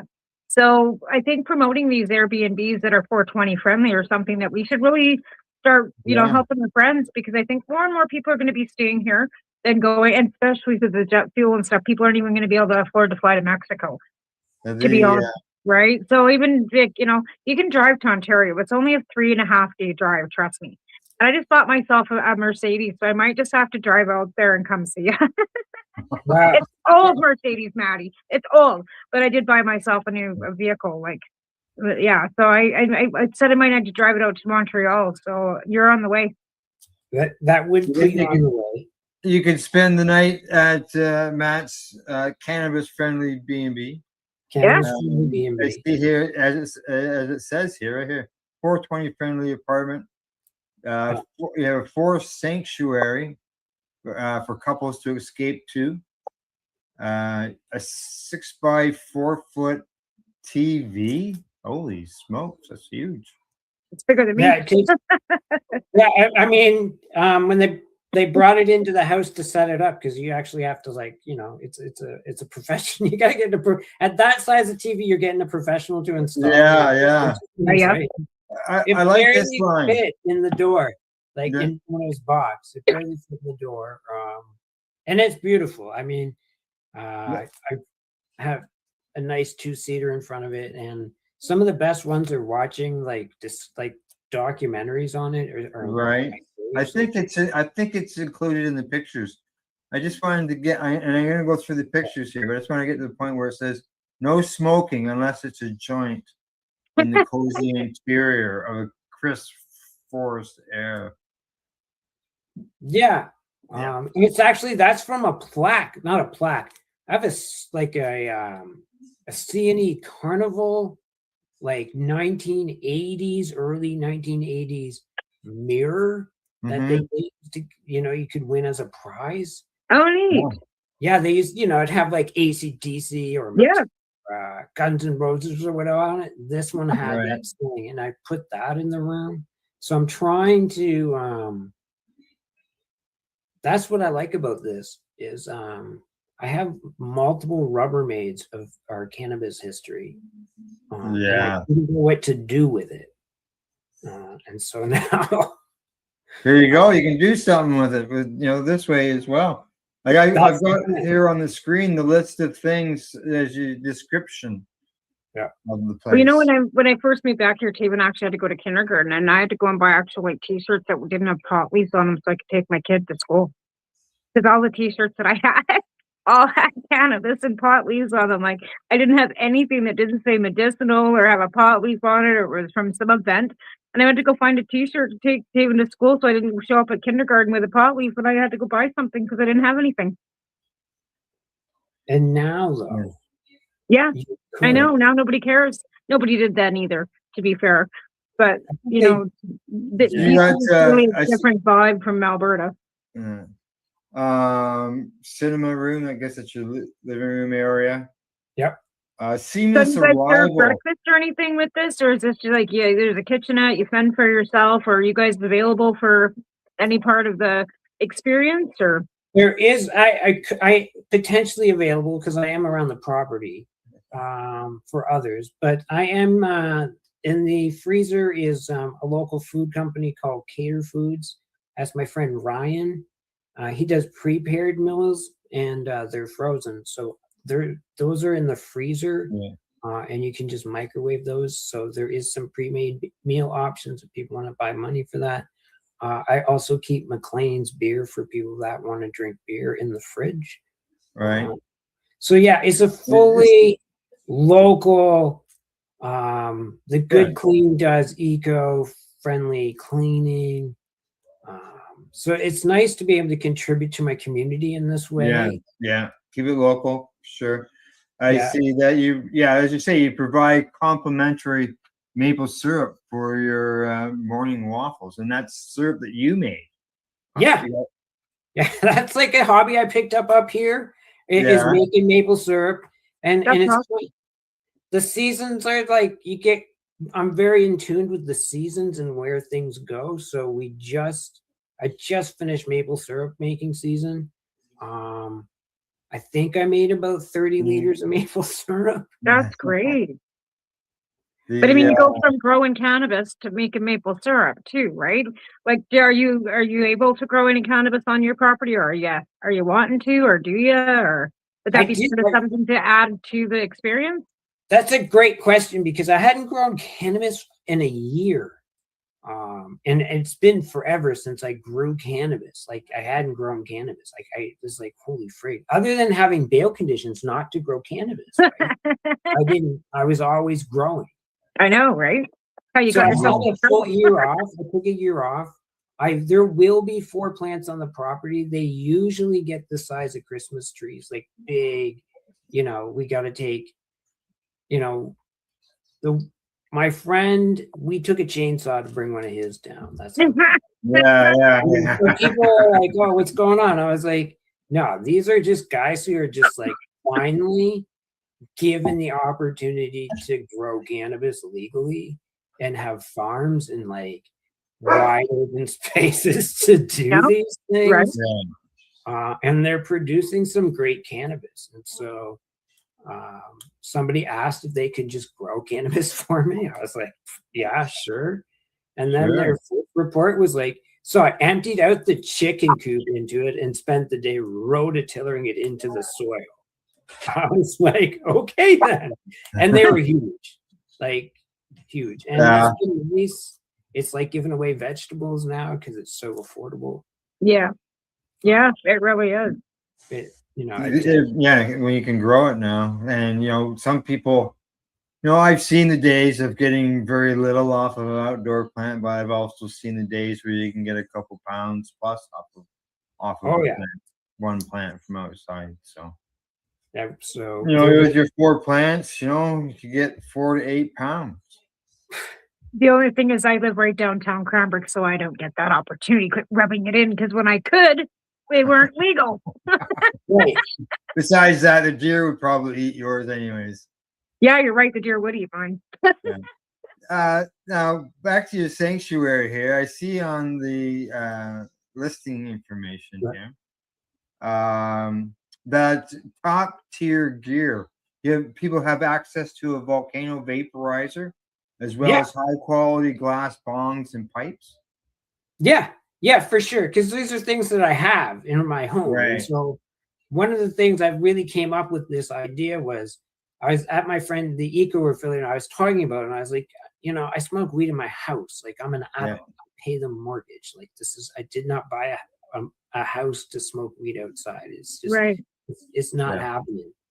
No, they said to me, because I've been trying to figure out what to do in the back part of my apartment, and they said to me, my boyfriend would totally rent a room from you just to sit in bed and smoke a joint. I was like, all right, then I guess we're going to do an Airbnb. Yeah. Right. And that's the nice thing about it is there's so many people now, because of the legalization of it, that are not hiding behind it anymore. Let's face it, the numbers maybe haven't exponentially grown, but because people don't have to hide it so much anymore. And then kids are also turning 19 and they're, getting more curious, and they're finding it's less harmful than alcohol. But Airbnbs and vape lounges are where the future is. And I wish that we could get our government's heads wrapped around the vape lounge thing. But Airbnbs and places that are cannabis friendly, where people can go smoke cannabis and not have to stand outside in front of a hotel and try and hide it. You know what I'm saying? Because even if you go to a hotel, you can't smoke inside your hotel room. You get charged for now. And then you don't really want to be like outside the front of a hotel smoking a big fatty, even though we did it back when we really weren't supposed to be able to, because we thought it was, because we could. You know what I mean? As patients, and that's why we did it, to make a point. Where now you don't really have much point to make. I see, Matt, you got 3 patios that people can choose from. Whether you want to sit in the shade, whether you want to sit in some sun. As well as you got a propane heated gazebo. Yes. And a fire pit. Yep. And so you can do year round. I live in a ski resort, Beaver Valley Ski Club. Perfect. It is a fall season, and it's been designed. This is the beauty. I've enjoyed this property for 6 years now. It's really helped me take care of some things for my mental health after cannabis legalization. When you look back at it, you're like, what was I doing to myself and my health? Probably not the best. So this place has really provided me an opportunity to have reflection, to build my strength back, where I'm like, wow. So I just would like people to like come and use the space and then recharge themselves and see the opportunity that, with 3 patios, it really gives you the chance. Plus, other than cannabis, there'll be like 20 tomato plants growing on the property, probably about a dozen head of lettuce, bunch of kale, bunch of radishes. So I do grow a lot more vegetables these days. Yeah. And it lasts all year. Like I haven't bought tomato sauce like since last year, since September. Yeah. So then you have some grown vegetables right there on site that I don't know whether you got abundance, but maybe be able to make it. Yeah. So Do you think you're going to need some extra staff for this, or do you think you'll be able to handle this by yourself? Well, the nice thing is I'm pretty certain I can do it myself. I'm hired out for the good clean, so they're going to rotate the rooms for me and do their eco-friendly cleaning methods. Yeah. So because it is a lot of like we are a recreation, we are a tourism community. I work for the Chamber of Commerce. I know we're a tourism community. We just to put in perspective, there's about 10,000 people in our municipality, and then on the weekends, starting at May 24, we'll go to 30,000 people on the weekend. Right. Cottage country, right? Like it's cottage country now. Pretty much. We're in a cottage country. Like, yeah. How far are you from Grand Bend? I'd have to look. Probably like hour and a half, 2 hours. Maybe. Oh, okay. We're about 40 minutes from Collingwood. We are in the Blue Mountains, so we are the neighboring community of Blue Mountains. So yeah, like you said, ski resorts. the ski resorts are all up in Yeah. And as you mentioned the Chamber of Commerce, is that something that you would be coming like if you're involved in it, so you would get yourself a little plaque on the wall saying that you're a member of the Chamber of Commerce? Yeah, like I work for them now. And so yeah, I'm gonna intend to join. Right. Because they do things where they have website explore southgray.ca where they do Airbnb listings. And so this is like having worked in the space now for the last 10 months. I'm just like, I have this apartment in the back of my house, but the guy down the road's renting a yurt or a bunkie. And you're like, everybody's got some, like they're all nice. And so where I'm working with mine is that I have a lot of this, like the 420 posters, like the original Niagara Falls 420 poster, some of the articles, just to give the history of cannabis legalization a place to live. Right. I believe there's some of that in your pictures as well. I'm just going to bring them up here. BC changed legislation. We can't have any Airbnbs in certain parts of the province anymore. Oh. Because of lack of housing and stuff. So a lot of the Airbnbs that were owned from out of province or out of foreign investment all had to be sold or made into full-time housing. Yep. Yeah. All right. So here's a photo tour of the place, the living room. That's that big TV right there. I was going to say, look at the size of that. That's great. Things bigger than I am. There's the volcano right there. Yeah, there's nobody wants to duck out halfway through a movie. No. Well, I would have ADHD. I can't sit through a movie. Yeah. Nice comfy couch. For 90 minutes this long. I got to get up during the break because I can't sit still. What are you talking about? What's it say on the lid there? AMT. That's we didn't find, we bought that at the Mother of Yard Sales in Collingwood. And that's a fellow's he arrived in Toronto with all his belongings in that trunk. Oh, that's so cool. So it's a wooden trunk. It's beautiful. So it would have been like he shipped his goods when he came across. Wow. And so we grabbed his name. His name's on this. And we, of course, naturally live in a Google era. And we found his obit. So it was clearly something his family put in the Mother of Yard Sale. Yeah, like an estate sale or something, right? Yeah. So here's the kitchenette. Kitchenette, yeah. Get the microwave. Cute. That's cute. And the small, those are what, convection ovens or something? Yeah, that's convection oven. And there's a whole bunch of Star Wars glasses in the background there. Oh, up there, yeah. Yeah, and then that's you have access to a barbecue too, right? So really, like, if you really needed to, you could barbecue outside and stuff too, right? You got a fridge, I see here. That's super cute. I love it. Oh. That is so cute. And you know, I noticed that the cupboards are open. That way, people can just throw stuff in and take stuff out.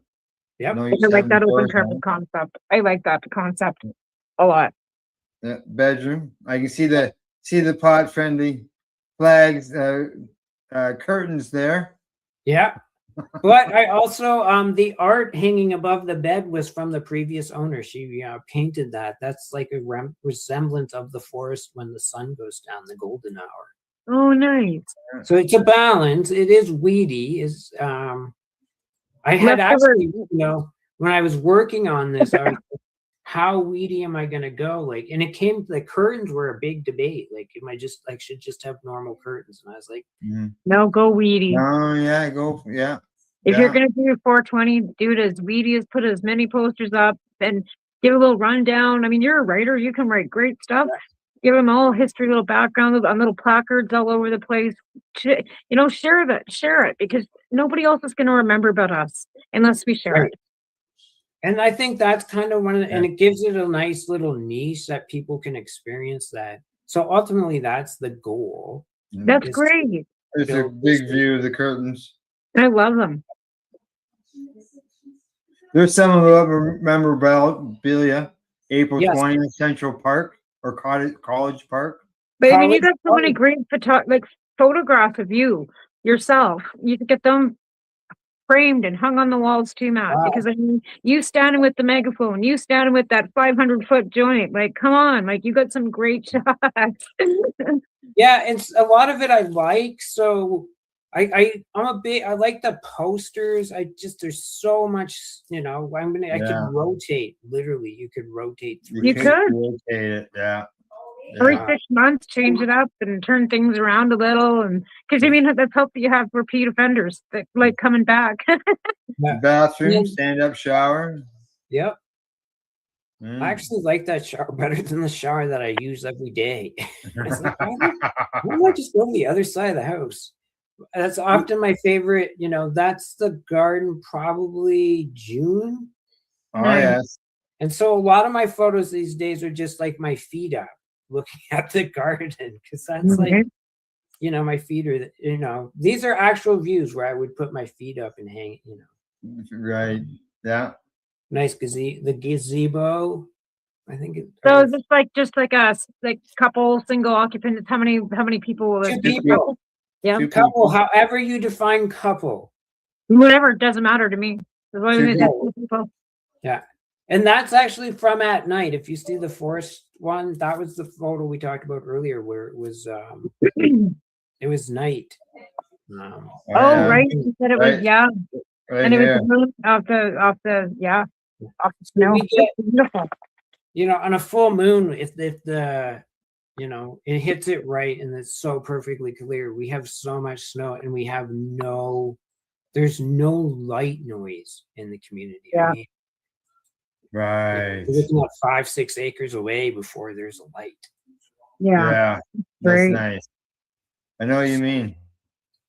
So sitting outside there a couple nights this week, sitting on the deck and looking up at the moon and all the stars are out there, and I could hear the crickets over in the pond.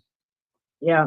So, and I think, especially people who went through legalization, I was watching some of the videos. I haven't watched them in a while, and they gave me stress, and I was like, oh yeah, I actually still feel the stress from those moments. And I think people need to, lots of people, regardless, but especially from where we were, there's needs for healing.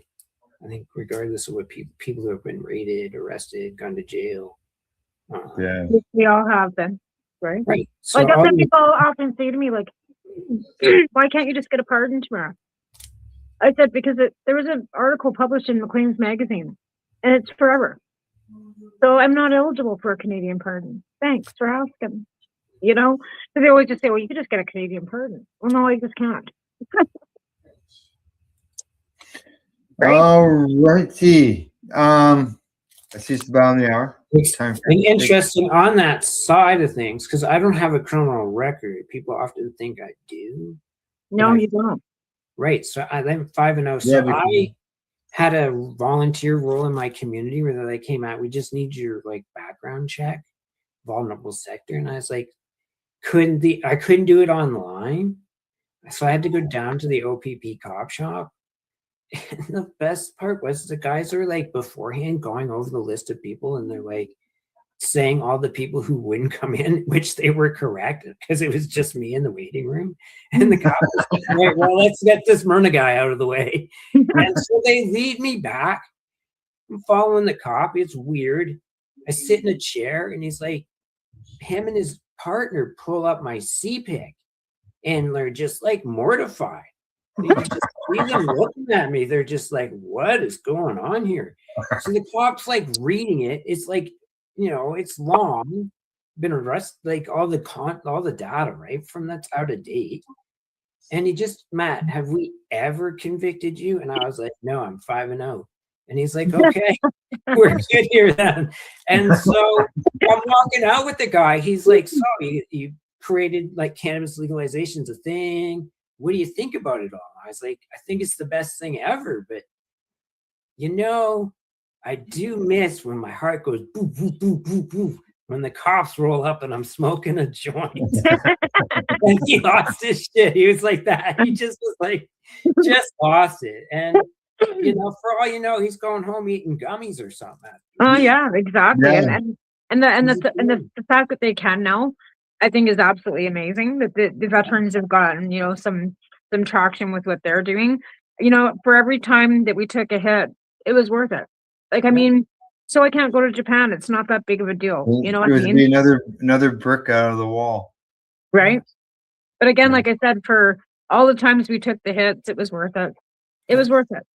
Yeah, for sure. And it still needs more work to be done. There's no For the doubt. patients, absolutely. I mean, the recreational market is pretty, you know, except for the, you know, aspect of how the growers and stuff are treated and licensed producers, but that's like, you know, between them and the government and their paying system, not, you know, whether it's working That's or not. not us. We're customers now. That's right. Yeah. And I don't have to go in a back alley and wait for some seedy guys. I think there's a funny thing to that is that, you know, part of it is a lot of the people missed out on the, or don't know the history. Correct. And there's nowhere where they can teach it. And so No. And David mean- doesn't have the, you know, we used to have that, the cannabis or the, you know, history in Vancouver, and that's been all taken down.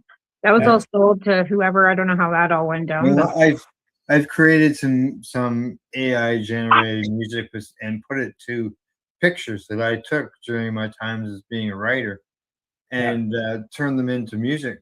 And for example, the Global Marijuana March, people are just like, holy shit, when they see the photos of the, you know, building to building wide amount of people that would be going down the street. Whereas now you're lucky if you get 50 people to show up.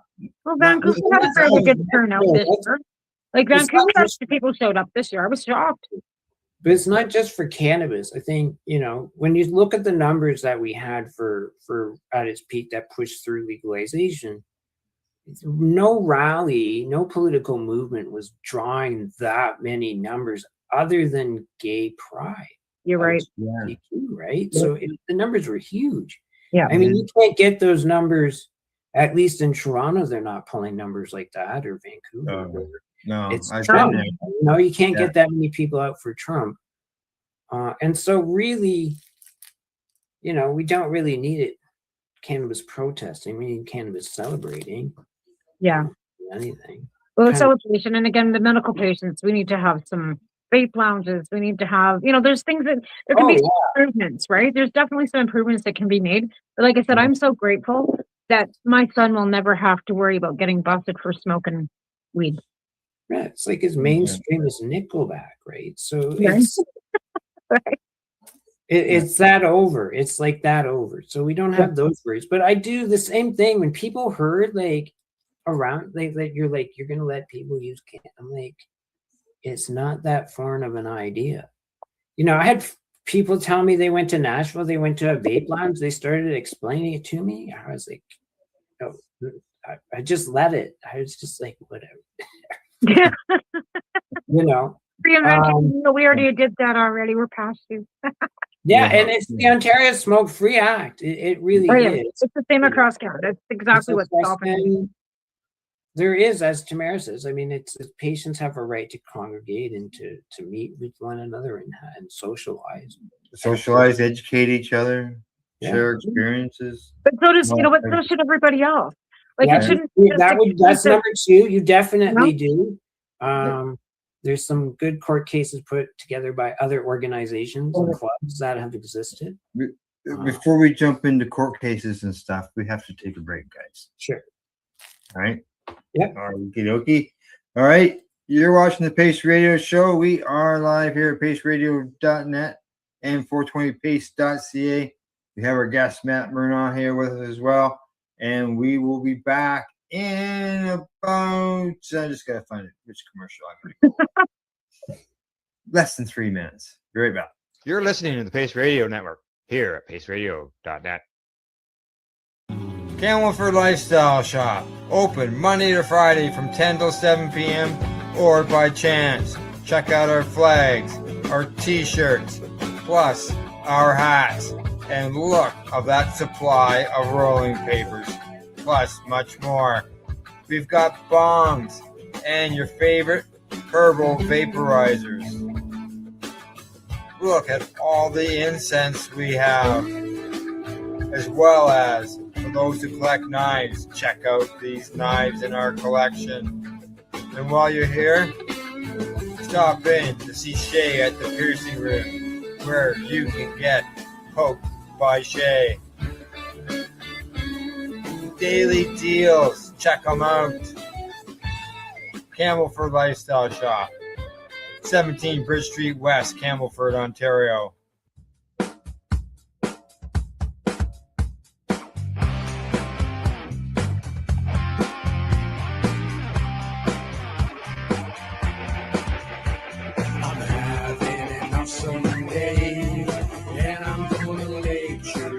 That way. I'm having an awesome day, and I'm gonna make sure it stays that way. Limestone City Hydroponics is Kingston, Ontario's hydroponics shop. Take your growing to the next level and create the optimal environment with a tent kit, or maximize your yield with an ebb and flow flood table kit. Either way, Limestone City Hydroponics has more sizes and options to fit your needs. Are you looking for the power of the sun that adapts to your budget? Then look no further, as they have professional grow lighting. They have indoor grow systems that are easy and cost effective, with many options to fit your living space and lifestyle. Cultivate your growing potential. We have everything you need to succeed. And if you can't make it to the store, they offer local delivery to the greater Kingston area. Remember, when you're looking for experts to help you grow, then look no further than the locally owned Limestone City Hydroponics, 105 Sunderland Drive in Kingston, Ontario. Call them at 613-548-0420. Rerolled Saturdays. Check it out. Nothing but non-stop cannabis and psychedelic programming. Find it at 420pace.ca. You're listening to the Pace Radio Network here at paceradio.net. Hey, welcome back. You're watching the Pace Radio Show. And tonight, Tamara and I are joined by our special guest, Matt Murnau of the Green Highlands Bed and Breakfast. We hadn't mentioned the name yet, so I thought I'd throw that in there. Appreciate it, Al. No problem. Not a problem. And then she said, it's a soft lunch, and you're still working with things, right? So yeah, I'm still working out the ideas. I mean, it's all like kind of new to me as I'm doing it, but I definitely, as I say, it's a cannabis friendly space. I think it's a good niche to be in, especially when I look at where I am. You can live in, there's glamping domes, bunkies. It's like there's some pretty fun places where I'm like, kind of want to stay in that glamping dome in Meaford, like this right? Church, right? And so I'm trying to create a space that would appeal. I mean, I would take anybody's welcome, of course, And if you want to use the volcano, have at it. If you want to smoke a joint, have at it. If you don't, that's fine. We're about 2.5 hours north of Toronto. The Ganja Yoga out of Toronto, that group, they came up. Oh yeah. Yeah, so they came up. They rented a place. What's her name? D. Yeah. Yeah. So we did it there as well. But go ahead. Yes, they came. The 420 yoga people came up or Ganja Yoga. They came up and they had 18 people at their retreat lodge, which was nice. A beautiful space. And they told me we sold out in the first day. And I was like, really? Okay, then hold my joint. Right. I'm noticing that there's a lot of even just women's retreats and stuff that are selling out. So if you add cannabis to a lot of them, because apparently it's something that women are really going to, turning towards cannabis to get rid of all their problems. Some people just need to get away from all the noise. Yeah. And it sounds like Matt offers a place where people can do that. Yeah. Beautiful. Because that's what I had to do. I had to get away from all the noise. That's why it says I'm retired, and it's true. There's nothing left in cannabis to do, as far as I need to be doing. Yeah. Now, if people want their Wi-Fi, there is Wi-Fi, so you can get online according to you. You can sit in the gazebo even with the Wi-Fi. It goes all around the property. Yeah. Before we get into the court stuff, I had another question for you, and that was on the what all, as far as people come there, you can come, you can relax. Like when we go camping, we just stay where we were camping and just relax and basically do nothing. But some people like to go for hikes or adventures or something like that. You got any trails on the system on your property? Yeah. I have just on my property, if you didn't want to leave, you could walk. I have a meditation path through the 1 acre of woods. So it's a good circular path. It has a little bit of an up and down to it. So it adds like a little bit of, that up and down part. So yeah, you can just scoot out the back and do some circles around the meditation path. Yeah. If you wanted to go 15 minutes away, you could pick up the Bruce Trail at Eugenia Falls. You can get to Hogs Falls, which is 8 minutes away. So you got 2 waterfalls within. Waterfalls. 10 minutes. But Eugenia Falls is higher than Niagara Falls. But the thing about it is, going there in July and August, there's not a lot of water running over it. Oh yeah, okay. I can see that. Yeah. So it's pretty. Now's a great time to go see it because it's discussion. Same with Hogs. There's a small waterfalls, like a couple hundred meters from my house. You have to actually go over the bridge. I live on a private road. It's named after my neighbor. Multiple generations. It's my neighbor's great grandfather, actually. So multiple neighbors, multiple generations back. That's what it is. They've been very welcoming. They all can see. Like I sit on my front porch and I'm smoking joints, and they walk by and wave, and so because it's legal, right? And that's what I said. It's like Nickelback. People like, the guy's smoking a joint. And we're gonna go home and drink a couple beers. Yeah. Have fun. And most of them are, gonna go and have a couple beers and sneak behind and smoke a joint, just not tell you about it, because they still won't. Like the ones like that are like between the ages of like 75 and 85. Them people are still smoking doobies. They're just still not telling you about it. Oh, that's probably true too. Yeah. Oh yeah. There's still people who have concerns and fear of the stigma being associated with it. I think it's or they have friends. Look, it's gummies. Everybody eats the gummies. Like, I just had someone that's like, oh, I don't really want to use cannabis and nothing, and they're like doing CBD gummies because they got pain issues. I was like, when I was talking to them, I was like, you should just smoke a joint. Okay, like just. Hey, and they're like, no, gummies are just like my husband does every night. No, I don't want to do that. And so the next thing I hear is that she's doing gummies. I'm like, there's a product for everybody. It's accessible for everybody. They just go to a store. many ways. It's very, I was talking with my daughter-in-law and my son recently, and she mentioned to me that my son had gone someplace had been there for a while and wished he had taken some joints with him.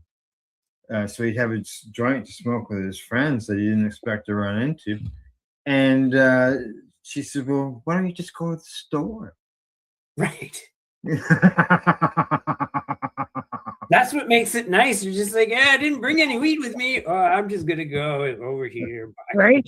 And the nicest thing too, like if you don't have like a whole pile of money, you can go buy like a few joints for like, $5 or $6. Like, if you're not rich, you can go buy a 19.99 small buds, like 3.5 grams and get yourself through a couple days. Like, we had to go to a CD bar and buy a $5 pinner from some creepy guy behind the bar back in my day. You wanted, and then you weren't sure there wasn't full of things. Yeah, and so these are things that make legalization and what we did well worth it. Yeah. And putting, as I look back and I think of these things and comes back around to where I am, is it really put the mental health through the rigors. So I needed a space. I do meditations here. My diet's like, I just made potato leek soup. Like the leeks are growing on the property. The chives are growing on the property. So nice. After being here for so long, being a recluse, I figure, well, if I can invite 2 people and they want to enjoy the space, similar to how I enjoy it. Yeah. Go for a hike, take in the Bruce Trail. We got 130 kilometers worth of Bruce Trail that runs through here. Nice. So yeah, you could go for a hike during all day and then come back and, snuggle up in front of the TV, watch a good movie. Right. Yeah. I was out on a hike on the trails here. We're here and we have some trails out back. And I'll take back, for example, today I took back some apples that were getting old, and it hadn't gone bad. So I went for a walk and threw them out there on the trail for the deer, because there's a few deer that hang around here on the property. Right.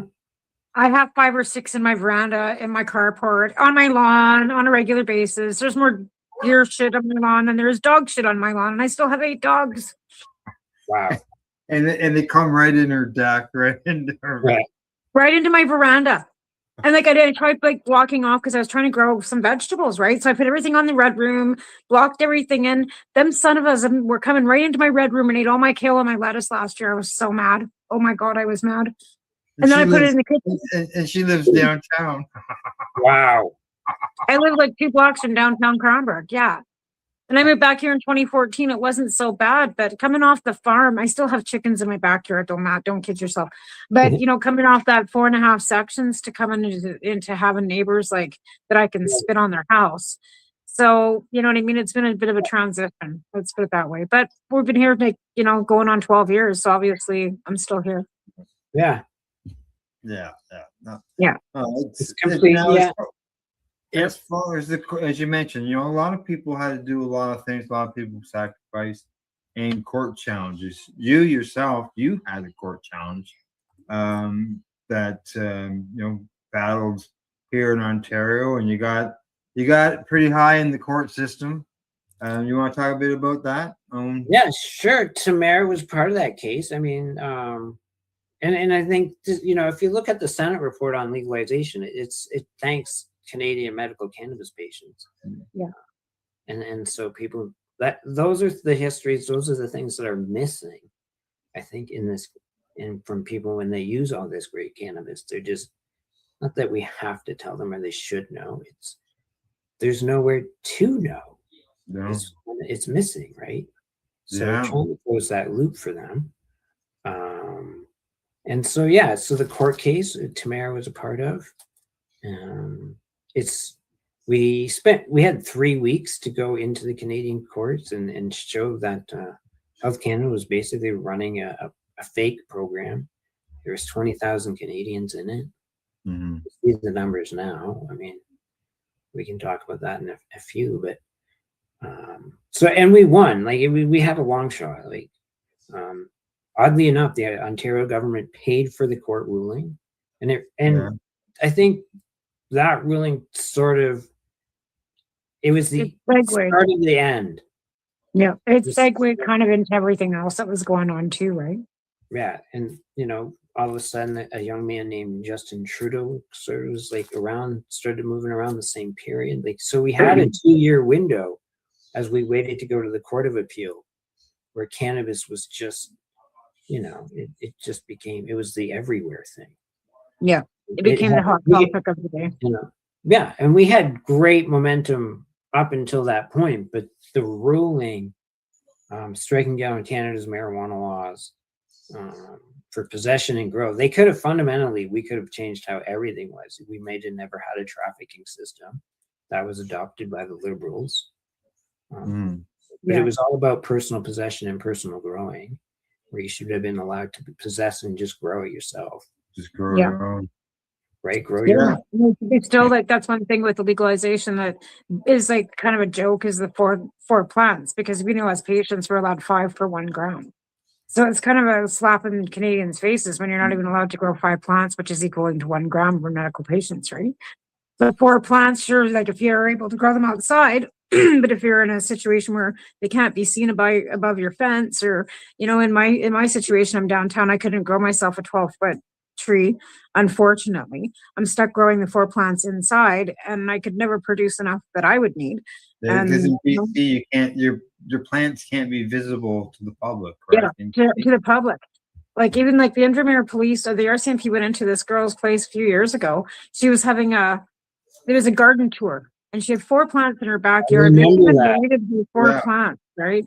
Like ripped them out of her garden. I don't think there was any charges that were related. I don't think it went any further than that. But I mean, still for them to, because they were being displayed in a garden and somebody saw them. Like, yeah, that's ridiculous. So things like that, and it's still, we have a couple hiccups here and there. And myself, I'm still friends with the lawyer who did that court case, and him and I still talk about fun things to do.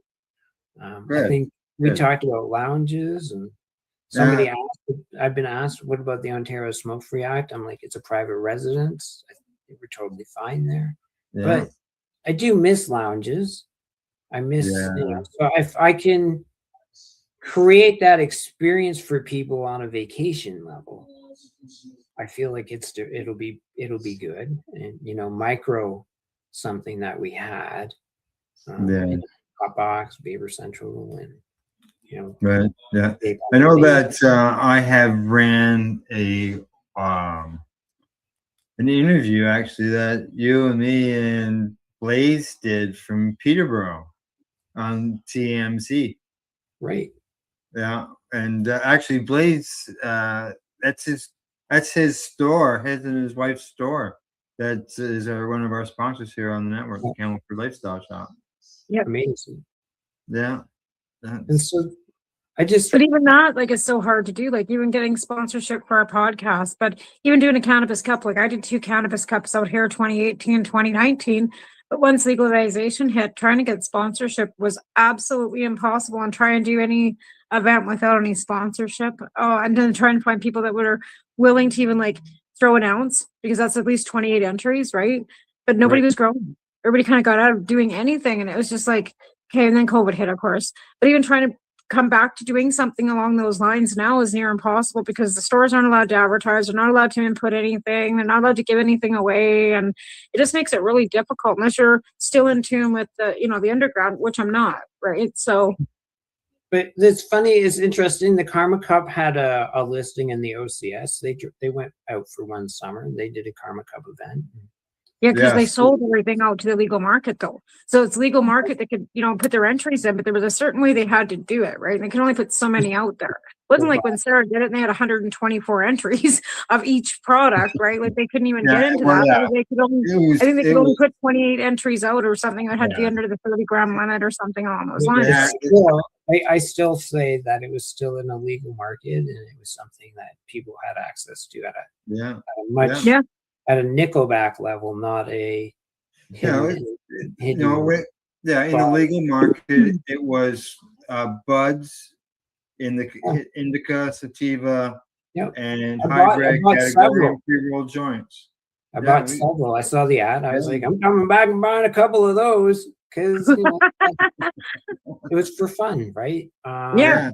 we see We did live broadcast of a judging session, and there was Nice. probably 8 of us here that were all sitting around the table. That's great. And yeah, we broadcasted live the whole thing. So And we wouldn't have had that along like without legalization, and I think those Yeah. are incredible steps Yeah. that we've made. And as I say back to where I'm at, I was just like, I have space, and if people want to have that experience of using cannabis like adults, as I like to say, in their house, I go to friends, they're like, okay, we're going out to the garage, and I'm just like, motherfucker, it's -20 out. yeah. Like, I know all about that. I went out and bought a fishing hut and put a heater in it. right? I know, and like that's the thing. Like we don't smoke. Like I don't smoke cigarettes anymore anyway. But there's no smoking allowed in my house, but you can smoke cannabis in my house. Like it's like you come in, you can smoke a joint, no problem, but don't light up a cigarette. No. Yep. And so and being able to cater to that, people that are looking for that experience is going to be nice. Yeah. Providing them with some history. When I think about it, I'm like, this is my home. So how can I make it? What do I want to make it unique about? And there is, it's a beautiful They space. keep you right there too. You can kind of monitor what's going on, party. Like, you can't have partying and you know what I mean? Oh, You're not yeah. going to come in with a group of people and start like being unruly because I know you're right there, right? Yeah. Well, yeah, I live on the other side of the house. But yeah, I'm not anticipating any problems either. Right. I'm like, cannabis has gotten so boring. Yeah. But people still want that experience of like smoking and like being in a space and like watching a movie and vaporizing with a volcano, which they What do. about people that live in apartment buildings that like strata here where you're not allowed to smoke in your apartment, right? So you can smoke cannabis in your apartment. So you can't even smoke in your own home. So having the ability to even maybe sit and watch a movie and smoke a joint on a couch would be something that's appealing to people because they can't even do that at home. You know what I'm saying? Because there's a lot of places that you can't smoke in your own apartment. And that's why we need locations like lounges and cannabis friendly B&Bs like Matt's. Yeah, absolutely. Because there's so many restrictions because of these big, corporate owned apartment buildings and stuff, because of whatever. You can't smoke in them. You can't smoke anything. Yeah. Like Bryn says, he lives in a condo. He can only do a vape pen only. Yeah. Yeah. So like I said, I miss it, and I do miss lounges quite a bit when I do. Yeah, well, it was always a gathering of people, like-minded people. We share ideas, share stories, experiences, and people say, "Well, what would you do?" Well, you can do everything from live podcasts, such as you did. Other places had game nights, they had music. Just think, you take out the alcohol and you put in the cannabis. Why can't we have a lounge now that even with the non-smoking stuff, such as beverages? That I don't understand. Because of the no smoking of anything, you can't vape in public either, though. Like you're not allowed to vape in a restaurant, you're not allowed to vape in a bar either, right? I do think there is. There are ways around, not ways around. There is a law. There is research licenses. We see that with at least one business trying to do it with market research in Toronto. Right. Yeah. I know Abby was a consultant for. I don't know how they're doing. There are other ways to get that research license. Additionally, I think we talked about it in the break room. Medical patients and should have a place to go. Yeah. Yeah. Have a freedom of association. Cannabis did have a culture at one time. There are people who like cannabis as a culture, subculture. They subscribe to cannabis as a subculture through movies, books, literature, what have you. And so should they not have a place to gather? So there's lots of issues that bring up that law in terms of like people with cannabis should be able to do that are As a human right. Yeah. as a charter challenge there. Right. It's interesting. So in my way of dealing with it is just like I'm just going to set up a B&B where two people can come and we'll just micro the feeling and they can have it amongst it.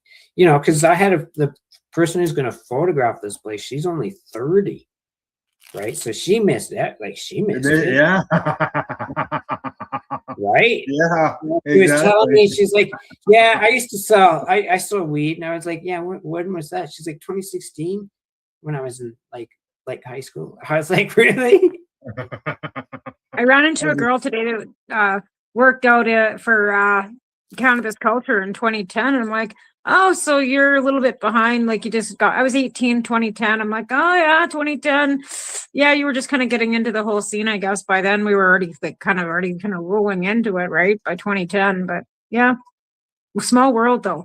How many people that have that were involved that are no longer involved in doing other things? You know what I mean? That's the way it should be. I'd like to stop. I've had a great opportunity to do many other things since, you know. I worked for my local chamber of commerce.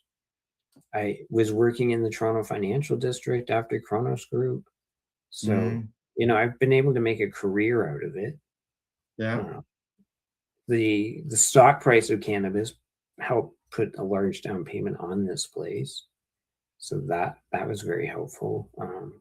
Selling when everybody's buying is a very good word of advice. And those that prepped us by, you know, if you watch the TMZ podcast, you would have remembered the Wolf of Weed Street. So I had good stock knowledge, right? And so if people followed that and went against the popular decision making at the time and cash out, and I had a friend who's a real estate agent and he was really encouraging owning properties. So yeah, this is all happened, right? So it's different. It's a lot different than where I've been. Looking, especially when we look back at, you know, rallies and charges. Talking about rallies, it's time for us to take another break. We can come back after break and discuss rallies, being that we are presently right in the middle of 420 and the global marijuana marches. Sure. All right. Okie dokie. We'll be back in about 3 minutes or so. We're going to be talking at the rallies and stuff like that. As we just mentioned, you're watching the Pace Radio Show. We're live here at 420pace.ca and Pace Radio Network. I'll get it out. Bye-bye. We are people advocating cannabis education here at paceradio.net. Limestone City Hydroponics is Kingston, Ontario's hydroponics shop. Take your growing to the next level and create the optimal environment with a tent kit, or maximize your yield with an ebb and flow flood table kit. Either way, Limestone City Hydroponics has more sizes and options to fit your needs. Are you looking for the power of the sun that adapts to your budget? Then look no further, as they have professional grow lighting. They have indoor grow systems that are easy and cost effective, with many options to fit your living space and lifestyle. Cultivate your growing potential. We have everything you need to succeed. And if you can't make it to the store, they offer local delivery to the greater Kingston area. Remember, when you're looking for experts to help you grow, then look no further than the locally owned Limestone City Hydroponics, 105 Sunderland Drive in Kingston, Ontario. Call them at 613-548-0420. Re-rolled Saturdays. Check it out. Nothing but non-stop cannabis and psychedelic programming. Find it at 420pace.ca. Enjoy the buzz of legalization with Campbellford Lifestyle Shop. From lights to plant nutrients, books, consumption accessories, and more, we've got all your basics to grow or consume cannabis. Visit our info center or take a look at our piercing services and body jewelry, now available in-store through Campbellford Lifestyle Shop, 17 Bridge Street West, Campbellford. Are you looking to get your medical cannabis grow license? Limestone City Hydroponics can help patients through the process of obtaining their license to grow medical cannabis. What's that? You don't have a doctor. If you meet the medical criteria, Limestone City Hydroponics has a nurse practitioner who can assess and provide medical cannabis prescriptions. What are you waiting for? Contact Limestone City Hydroponics at limestonecityhydroponics.ca or call them at 613-548-0420. PACE Radio is the People Advocating Cannabis Education Radio Network.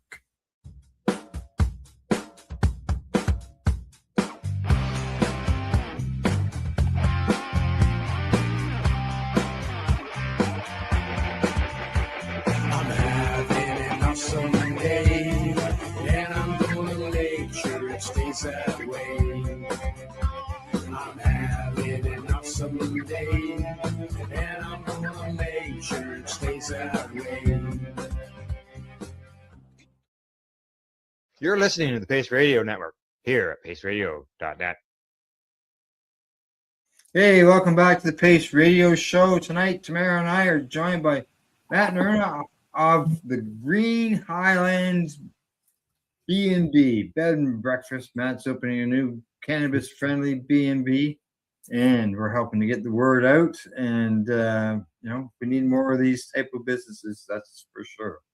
Absolutely. All right. What's that? Absolutely. What a great idea. Like I said, it's a great idea. Exactly. And he's got a lot of history to discuss with people while they're there if they want to hear it. And he's got lots of artifacts that he can put on display. And talking about artifacts of all that stuff, 420 rallies have just happened. There was one in Vancouver. Out west, I don't know of any that happened here in Ontario. No. At one time, I can remember the first ones, the early ones, Niagara Falls.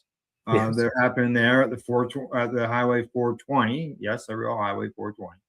And Victoria Park Avenue. They're going down Head Hill down to the falls. You were involved in some of the later ones there, and then you guys started in Toronto. What was it like trying to set up such a large event like that in Toronto? Well, yeah, we got a lot of experience beforehand. So, in moving through sort of a system, it was fast because Niagara Falls, when we did Niagara Falls, we ended up getting Toronto media. And same with when we did Hamilton, we got Toronto media. So we kind of learned how to do the rallies on a much smaller scale. Also getting arrested. Somebody, a friend of mine, messaged to say, hey, do you know this time 20 years ago where you were? I was like, yeah, I was sitting in the fucking Hamilton jail. For giving away a pound of weed. Oh, were they all the pre-rolled joints? Yeah. Yeah, pre-rolled joints. Pre-rolled joints. Yeah, I remember that. So those are, but those are like, hey, but we were rented the library where we talked about things like tourism. We talked about tourism. Rosie Rothenbaum spoke about his hash smuggling days. Yeah. Smuggled hash by the ton. I mean, going through rallies, we had Brian O'Dea who ran like 21 companies and smuggled cannabis by the tonnage, and so it's interesting. These are our legacies. This is our culture, our history, and it seems to be missing, in my opinion. You know what? You're right. It's like we just kind of got brushed under the carpet with all the rest of the dust, right? Right, and it goes even further back than us, of course. I'm talking, Rosie have been from Rochdale College. I mean, you can ride your bike. It's that avenue in Bloor. People by it all the time. It's crazy. Yeah. And so I think there's a need for the historical markers. Yes. Out there. And including, the 420 rally at Yonge and Dundas Square. But before we went to the square, one of the plaques, the first plaque I got framed, the first poster I have framed is 2008, 420 Yonge Street at College Park. There is a park in Toronto on Yonge Street with the address of 420 Yonge Street. It's not a huge park though, was it? No. No, yeah. Very small. And it was perfect because it kept us as a group more self-contained. The first year we were at Yonge and Dundas Square, we had like a small number of us, but a big space. It didn't work well in terms of optics and logistics. So by bringing it closer together, people could form community and connect, right? Yeah. And so out of that, we hit a year where we filled that spot. It was like we had 1,000, and we're like, all right, well, you know what this means? We're heading back to the square. And we fought with them for years over that space. They would like, oh, it was brutal. I watched one of the videos from 2014, an interaction with the cop where we had, you know, a very powerful speaker system, I might say. Very impressive speaker system on a cart. So it was mobile with a mobile microphone. And the cops were just shitting themselves. They're like, what the fuck? You're going to jail for mischief there, buddy. And it was a circle. And I did that. I looking at it now, I was like, man, it's a good thing that cop left because he would have maced me or something. Because we had enough people that would have jumped him if he had tried to arrest me, right? Right. Those are when we look at the rallies. But the big breakthrough, and this is what makes cannabis so weird, is herb for herb, herb for herb. Yeah, The guy won $1 million. Yeah, he wins millions of dollars. It's like, I'm going to put it to cannabis legalization. Yeah. The next year he funded, partly, we had like other sponsors. He funded getting a permit.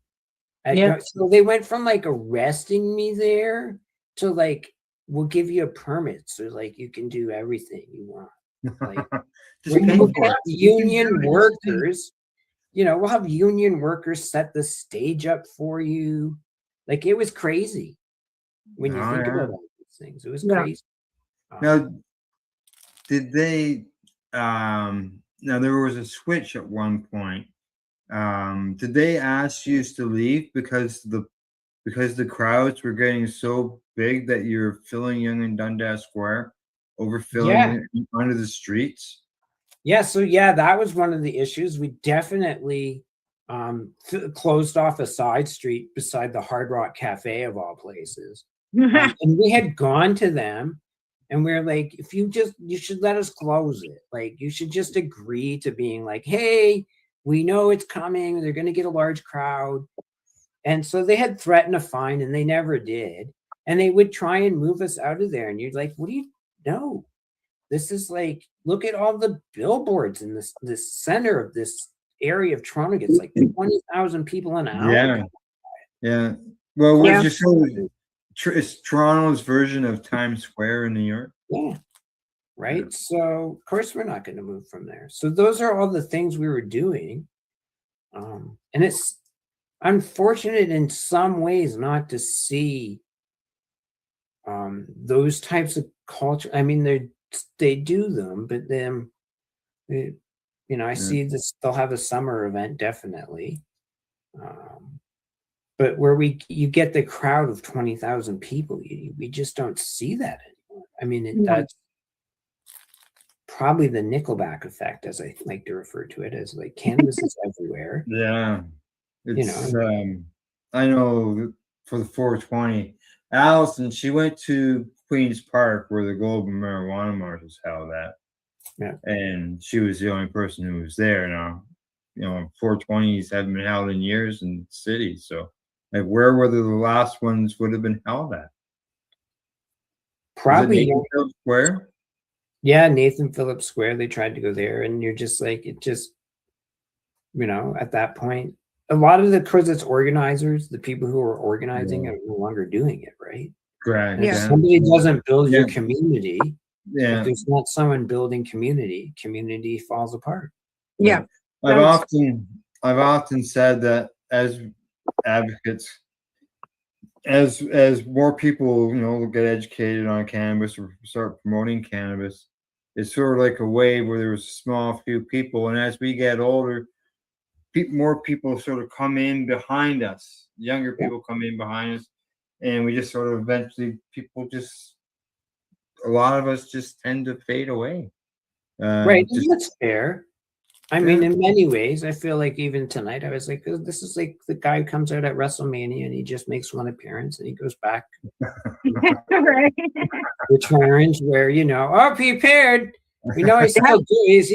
We know where he is. He's doing stuff. Okay, he made an appearance, and that's what it is. I mean, and brave on both of you for continuing. I mean, Al, you must have like the longest running podcast. Like, buddy, you've been doing this for a long time. I've been doing it for a long time, and I have a friend that's been doing. I have two friends that have been doing it longer.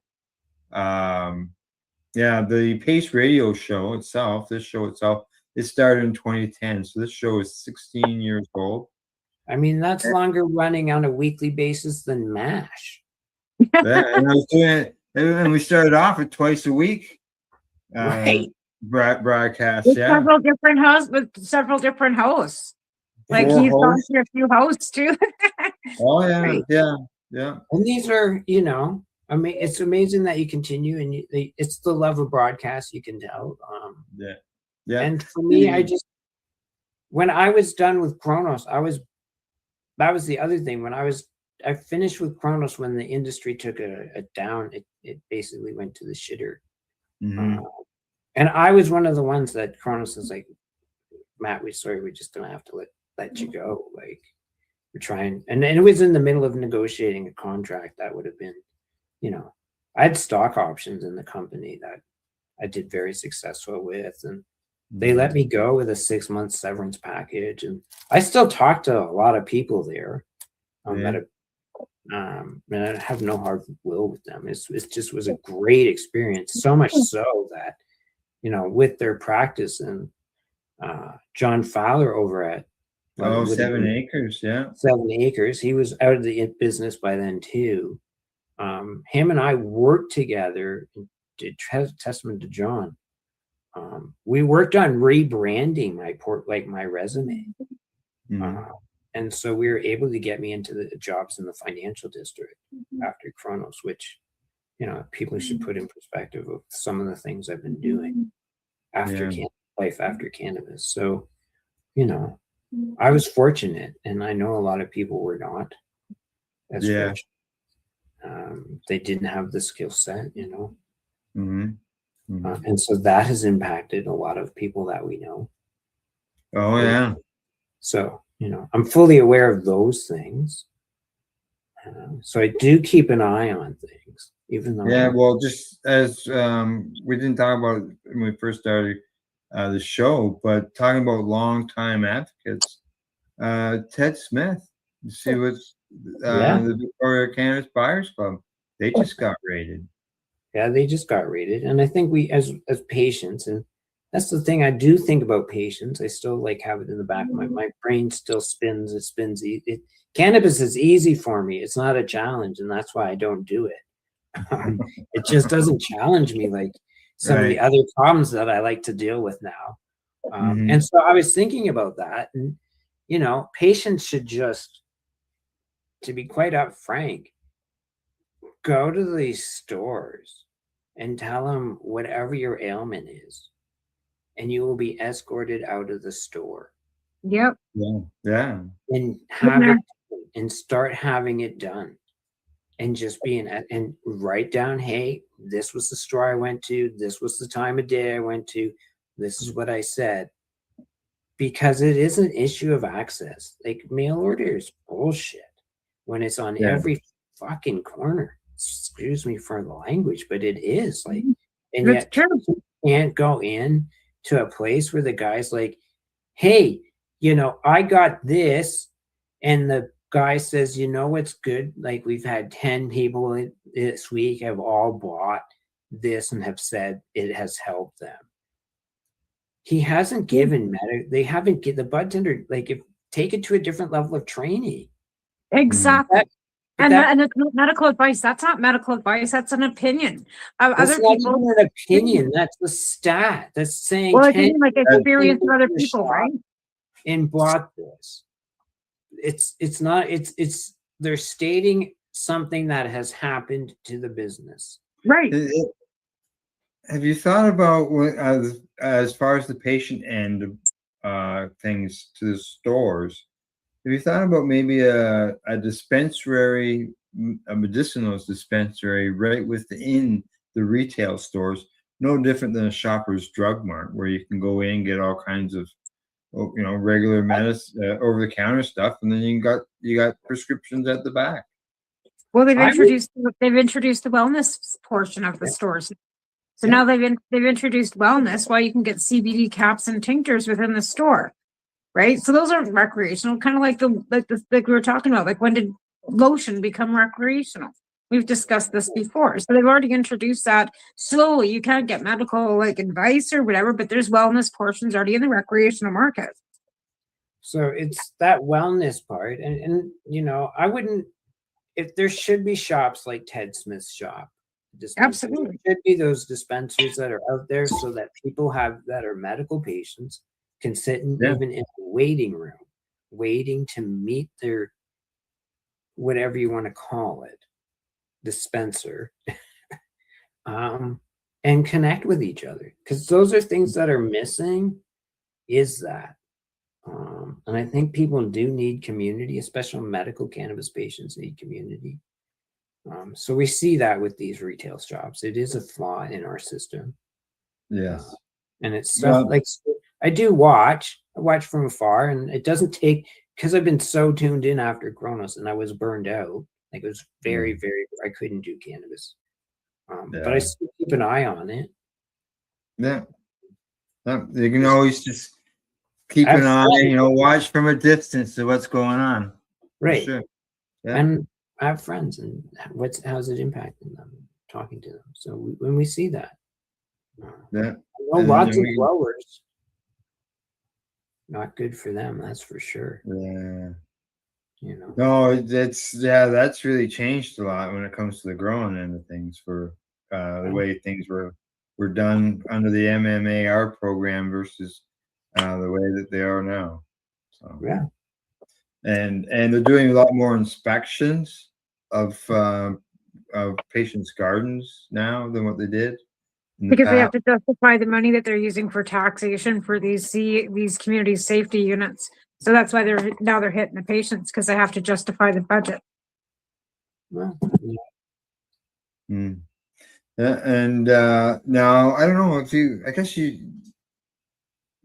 as far as in the stores, I haven't seen any, but apparently, according to the reports I've read, now you can go to some stores, you can get clones.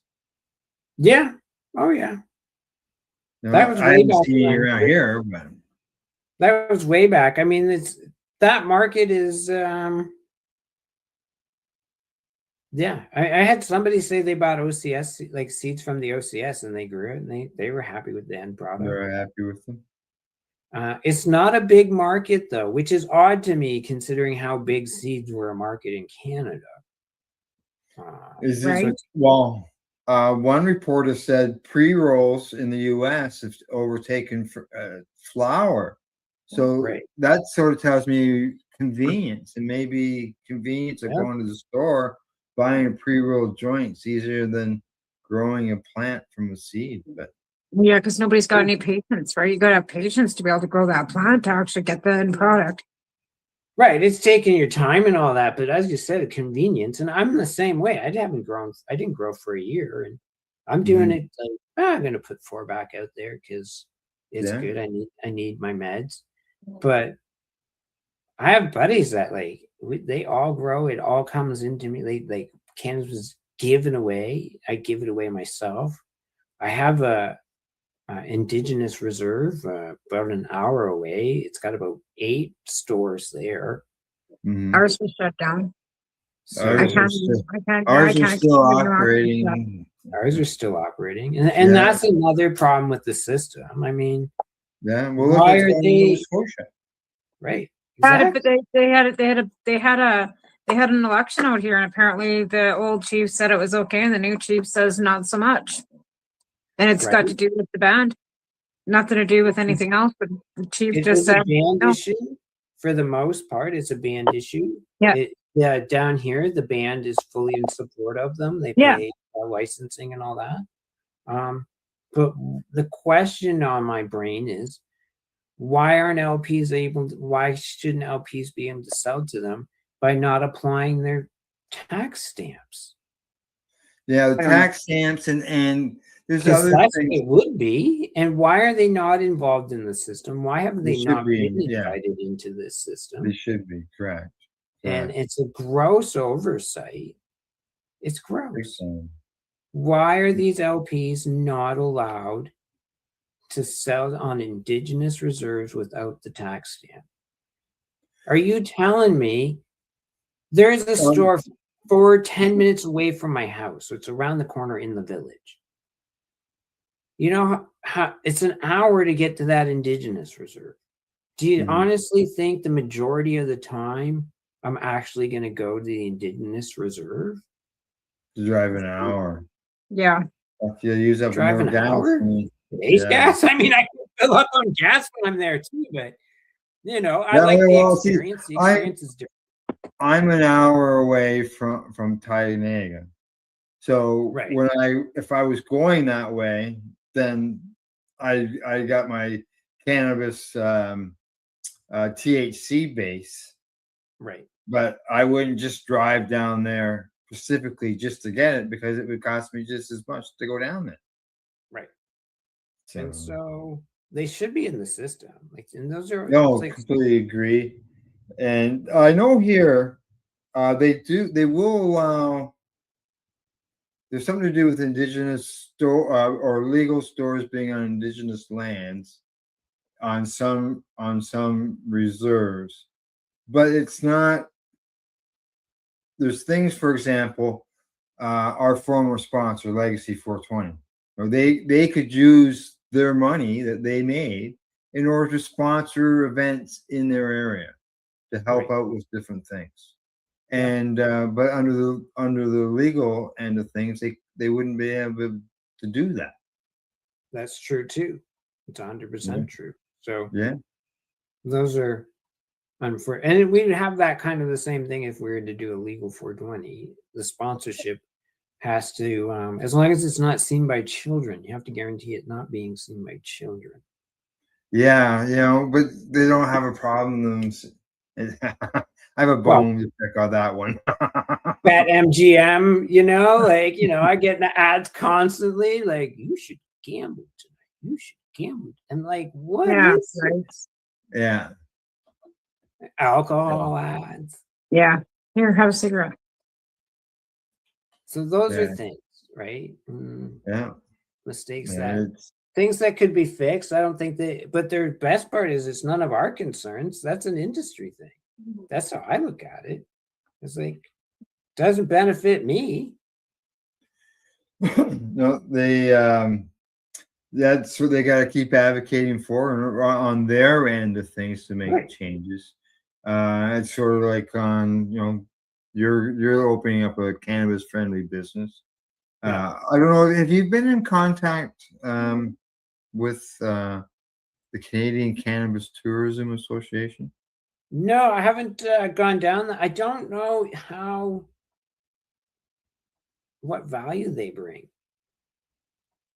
These days I can grow I can go join my local chamber of commerce and they'll post me on their website. There's some value there. Right. And there's nothing impacting like my, I don't need them. They're not lobbying that I need. Right. For them to, for lobbying. Right. We're allowed. There's nothing that's not allowed. I just don't see a need. Yeah. I mean, I guess that's where the retired part comes in, is like, let someone else do it. I did my share of lifting. I did heavy lifting. I'm done. There's the younger people doing it. And that's where I was talking about, the wave of people. We all come in, we do our things, we get to do so much.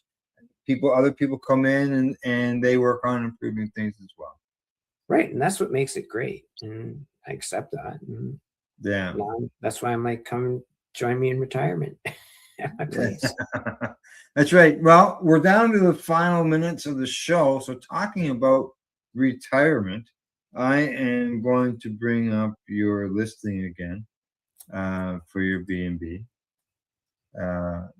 Just so everybody knows, it's listed here as the Enchanted Forest Sanctuary, but it's also known as the Green Highlands. Green Highlands bed and breakfast. So it's right here. All the information's here on the on the listing. There's cinema room. You've got a kitchen. You've got a bedroom. A cannabis sanctuary. People have access to a volcano. Patios, and there's lots of stuff in the area to do if you're looking to get away from the noise. Yeah. So I will put the link for that in our chat, and then that way anybody who's watching can find the listing. Yeah, thanks. Green Highlands B&B cannabis friendly.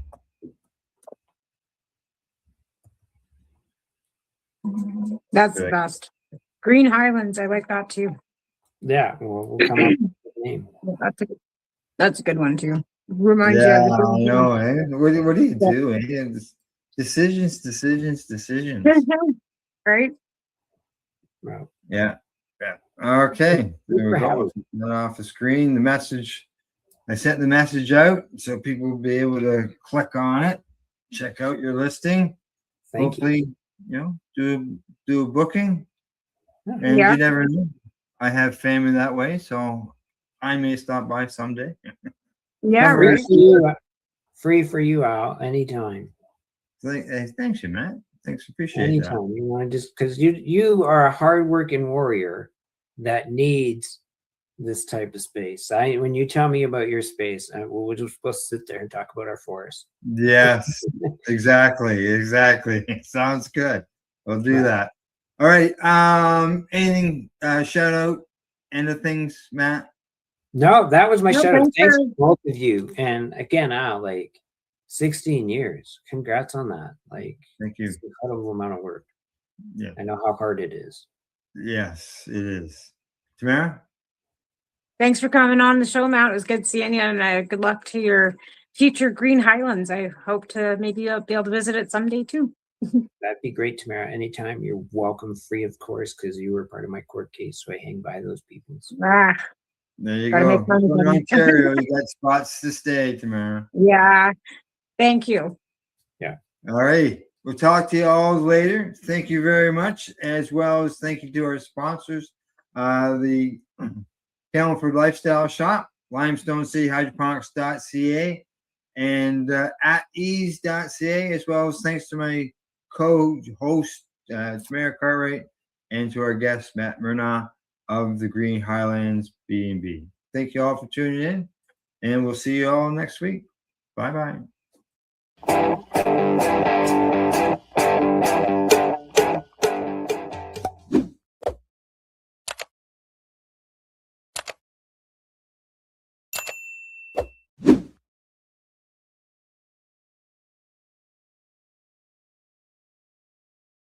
Let's share PACE everywhere. That way it can help create peace. People everywhere advocating cannabis education. You're listening to the Pace Radio Network here at paceradio.net. You're watching the 420 Pace, found at 420pace.ca.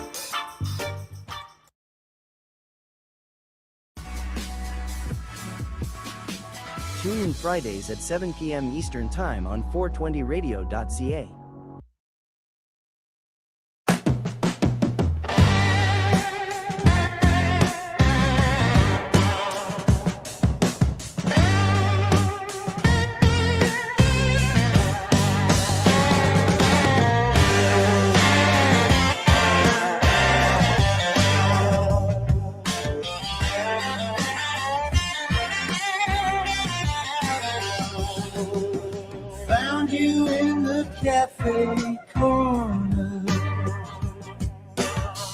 Hampton blue, still dripping rain. Name of some old bank in silver. Phone number fading like a stain. Leftover umbrella. Who did you wait for? Stood by the door like a loyal little girl. Leftover umbrella. Lost in a crowd. I'll carry you home in my shopping cart heart. Leaning by my cluttered doorway. Next to boots I never wear. You smell faintly like wet pavement. And someone who used to care. Leftover umbrella. Who did you wait for? Stood by the door like a loyal little dog.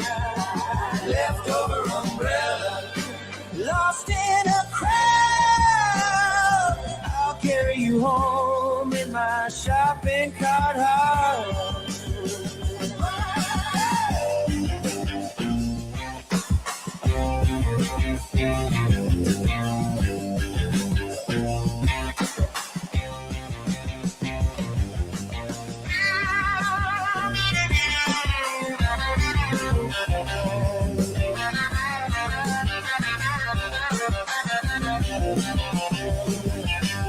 Maybe you remember lightning.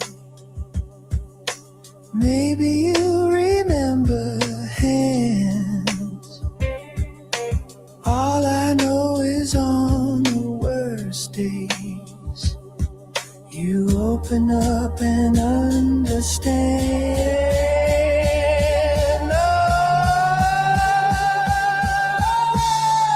Oh, leftover umbrella. Who did you wait for? Stood by the door like a loyal little dog. Leftover umbrella. Stay if you want. I'll keep you around in my shopping cart heart.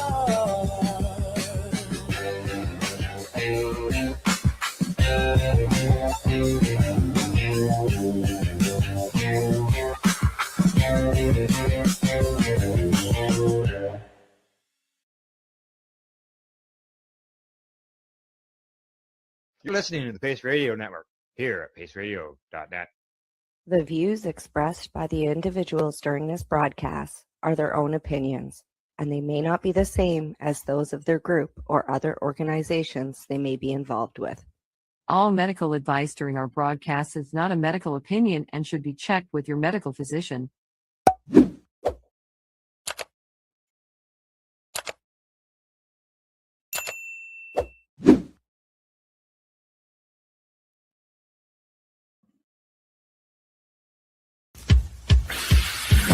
Oh yeah, baby, that's lovely.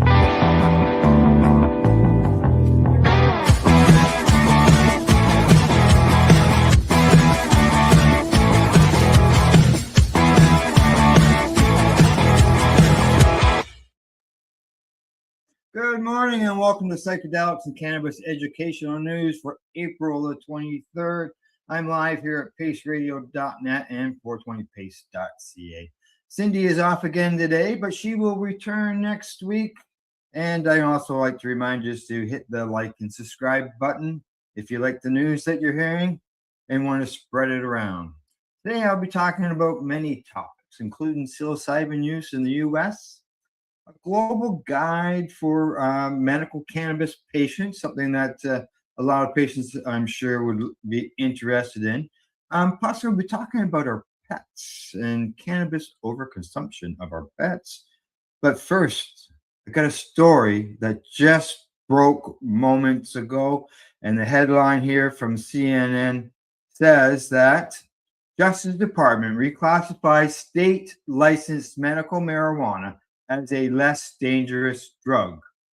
Attorney General Todd Blanche signed an order Thursday reclassifying state licensed medical marijuana as a less dangerous drug, changing a policy that has for decades made the drug's potential medicinal benefits more difficult to research. The order from Blanche does not make recreational use legal under federal law. Let me repeat this. That does not make recreational use legal under federal law. Instead, it moves licensing of medical cannabis from Schedule 1, which are the most restrictive drug categories, such as heroin and ecstasy in it, to Schedule 3, the same category as some prescription medicines like ketamine and Tylenol with codeine.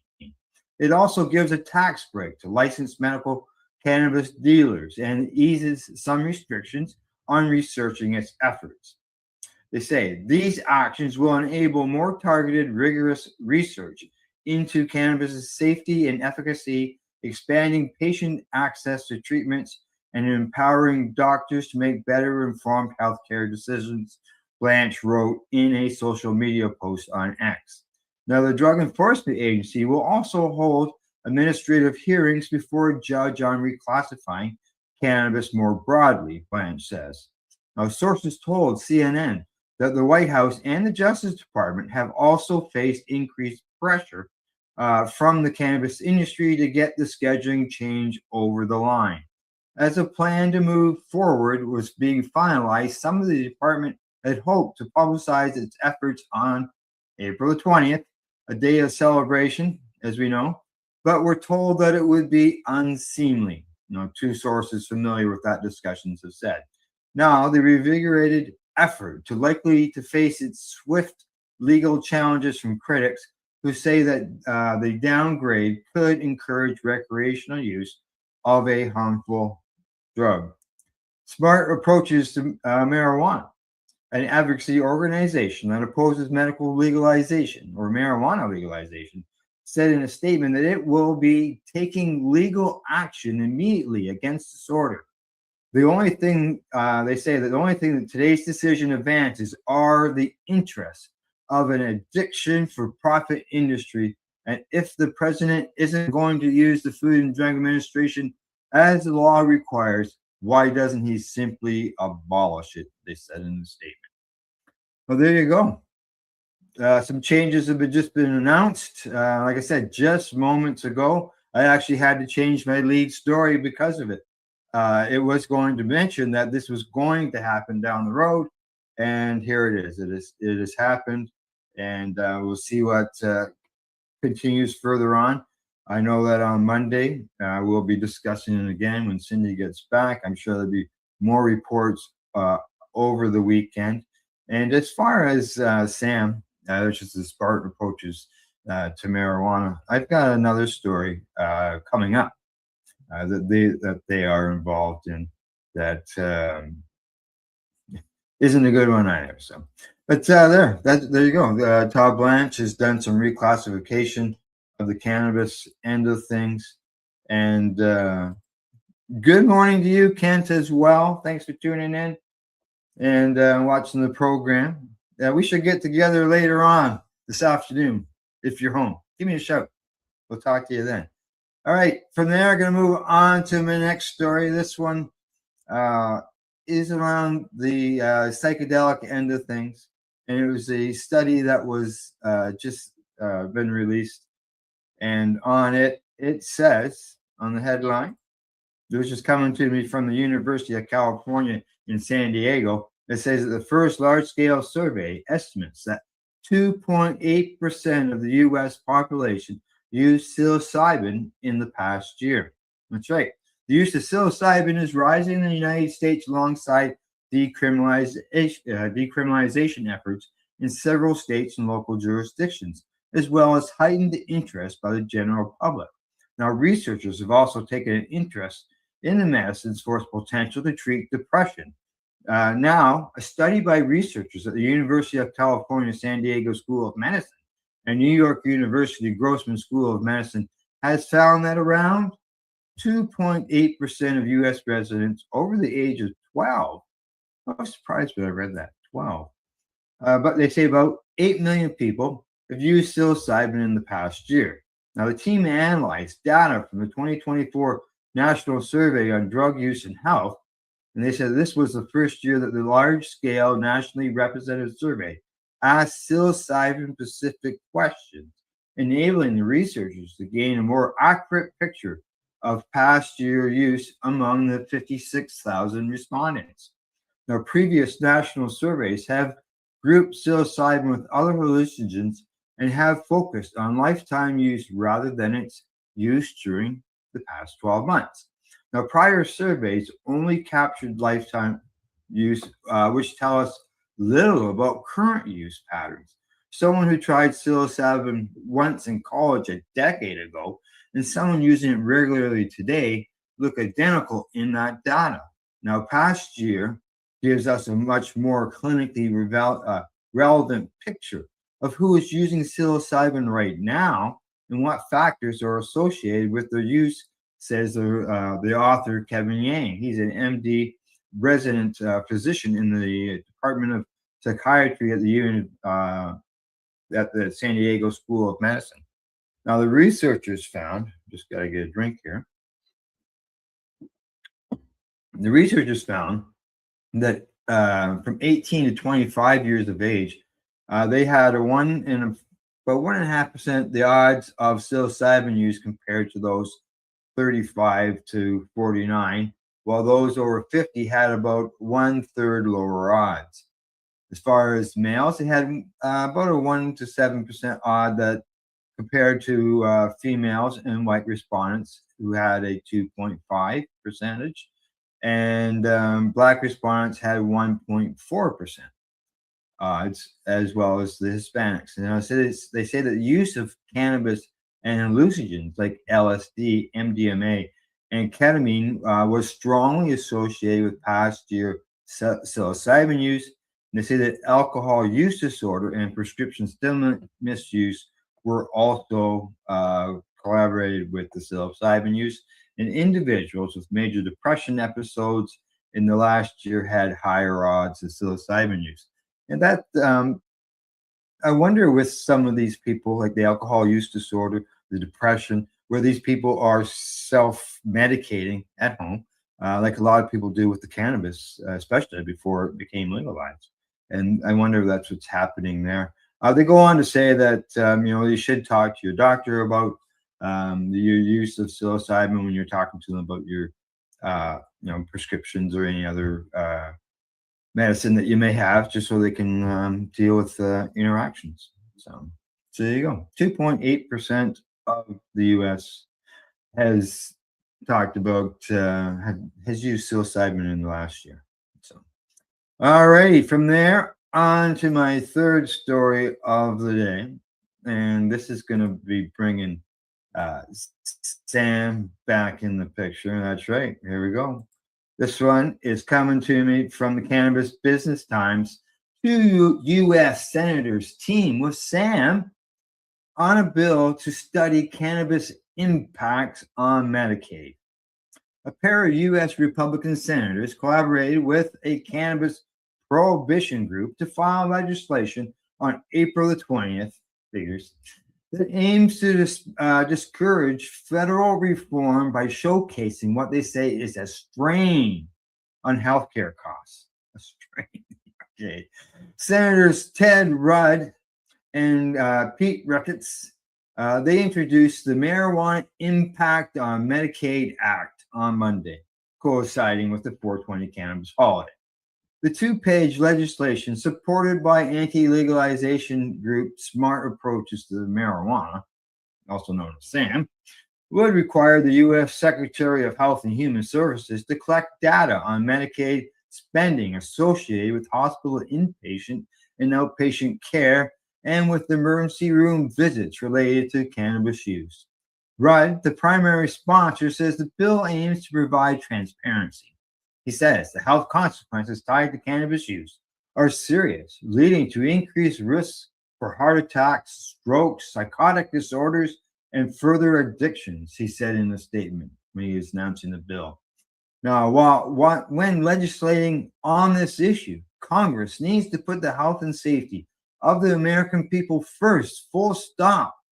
This is exactly why lawmakers need access to reliable data that details Medicaid spending associated with with marijuana use and abuse. Millions of Americans rely on Medicaid health care benefits, and my legislation will ensure Congress understands the dangers of this drug and its impact on federally funded health programs. Now, this legislation comes as Sam is attempting to halt the Centers for Medicaid and Medicare Services CBD pilot program that commenced on April the 1st. The federal program allows doctors to recommend health-derived CBD products containing as much as 3 milligrams of THC per serving to Medicaid patients with up to $500 per year in coverage for those products. Now, Senator Ricketts, he says, marijuana is a dangerous drug. The average THC potency in marijuana has more than tripled since 1995. High potency marijuana is an increasingly concerning threat to public health. It is important to Congress, or for Congress and HHS, to understand the costs and impacts of healthcare of increased marijuana use. The senators, they failed to mention a study published in 2025 by the National Institute of Health. In it, researchers concluded that medical cannabis use was associated with reduced healthcare utilization and improved quality of life among chronic patients. Gee, why wouldn't they mention that? Yeah, exactly. Because they don't want you to know. And they want to stop people from getting access to an alternative choice of medicine that they find that works. That's what it is. So, all right, people, it's time for me to take a quick break. It's going to be about 3 minutes, and then we'll be back. I got 3 more stories to go over. They're going to be including that guide that I mentioned at the beginning, as well as pets and consumption of cannabis. And we're going to touch on the price of cannabis, what's happened over the last year. So, all right. Other than that, you're watching Psychedelics and Cannabis Education and News. I'm live here at paceradio.net and 420pace.ca. We are people advocating cannabis education here at paceradio.net. Limestone City Hydroponics is Kingston, Ontario's hydroponics shop. Take your growing to the next level and create the optimal environment with a tent kit, or maximize your yield with an ebb and flow flood table kit. Either way, Limestone City Hydroponics has more sizes and options to fit your needs. Are you looking for the power of the sun that adapts to your budget? Then look no further, as they have professional grow lighting. They have indoor grow systems that are easy and cost effective, with many options to fit your living space and lifestyle. Cultivate your growing potential. We have everything you need to succeed. And if you can't make it to the store, they offer local delivery to the greater Kingston area. Remember, when you're looking for experts to help you grow, then look no further than the locally owned Limestone City Hydroponics, 105 Sunderland Drive in Kingston, Ontario. Call them at 613-548-0420. Rerolled Saturdays. Check it out. Nothing but non-stop cannabis and psychedelic programming. Find it at 420pace.ca. Enjoy the buzz of legalization with Campbellford Lifestyle Shop. From lights to plant nutrients, books, consumption accessories, and more. We've got all your basics to grow or consume cannabis. Visit our info center or take a look at our piercing services and body jewelry, now available in-store through Campbellford Lifestyle Shop, 17 Bridge Street West, Campbellford. Are you looking to get your medical cannabis grow license? Limestone City Hydroponics can help patients through the process of obtaining their license to grow medical cannabis. What's that? you don't have a doctor. If you meet the medical criteria, Limestone City Hydroponics has a nurse practitioner who can assess and provide medical cannabis prescriptions. What are you waiting for? Contact Limestone City Hydroponics at limestonecityhydroponics.ca or call them at 613-548-0420. PACE Radio is the People Advocating Cannabis Education Radio Network.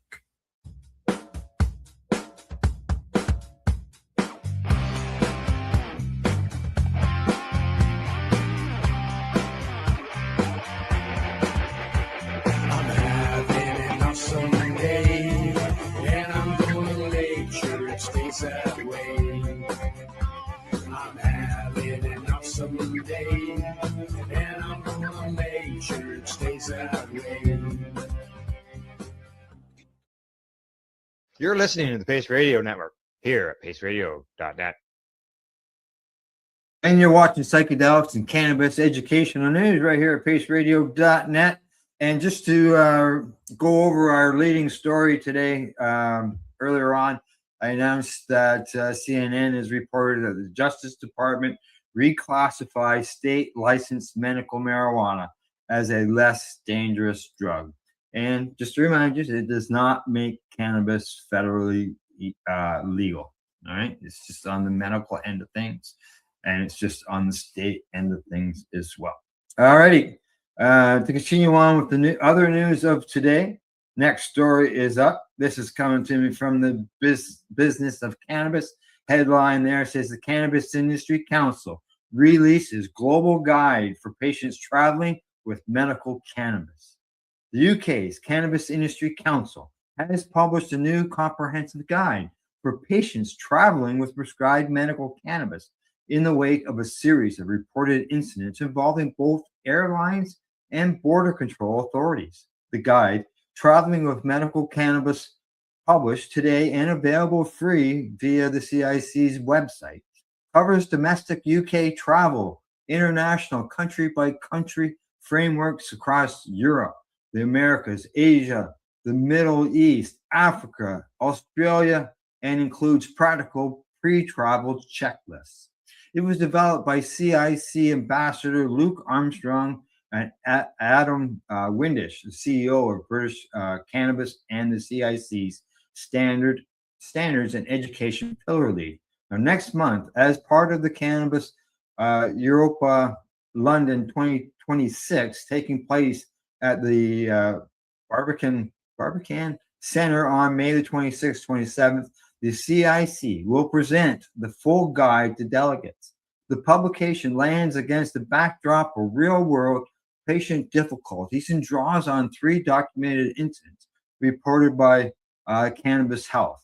As reported last year, a patient traveling on a jet, a flight from Belfast to Antananarivo in November 2024 had his medication confiscated after voluntarily disclosing it to cabin crew, despite having cleared airport security. Months before the incident, 5 patients on a British Airways London City to Amsterdam service in June of 2024 had their prescriptions removed from handbaggage and luggage and placed in the hold by crew members acting as pilots' concerns. Another incident took place at Heathrow's Airport's Terminal 4 in December of 2023, in which a patient's medication was seized despite pre-travel checks from the Drugs and Firearms Licensing Unit.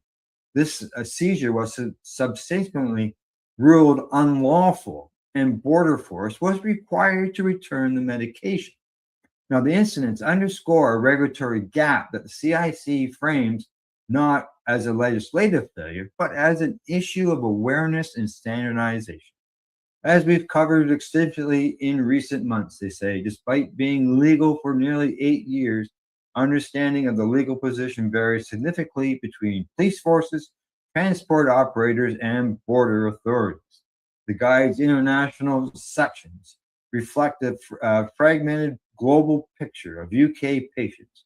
Within Europe, the majority of countries permit entry with prescribed cannabis medicines under defined documentation conditions.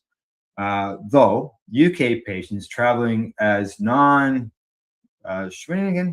residents may face additional requirements compared with EU residents. Now, outside Europe, the picture is considerably more restrictive. Cannabis remains federally illegal in the US, despite today's announcement, and cross-border transport is prohibited in Canada. Right, can't take it across the US border. We can go from province to province, no problem, but not into a different country. That meaning that patients traveling in North America have no lawful route to bring prescribed medication. Exactly. If I was to go over the border right now, I could take my other medications, no problem at all. Even if it's I was on one medication I had to do self injections with. Even the medication I'm on now, the treatments I take now for my Crohn's, it's an injection. So would it even be allowed over the border?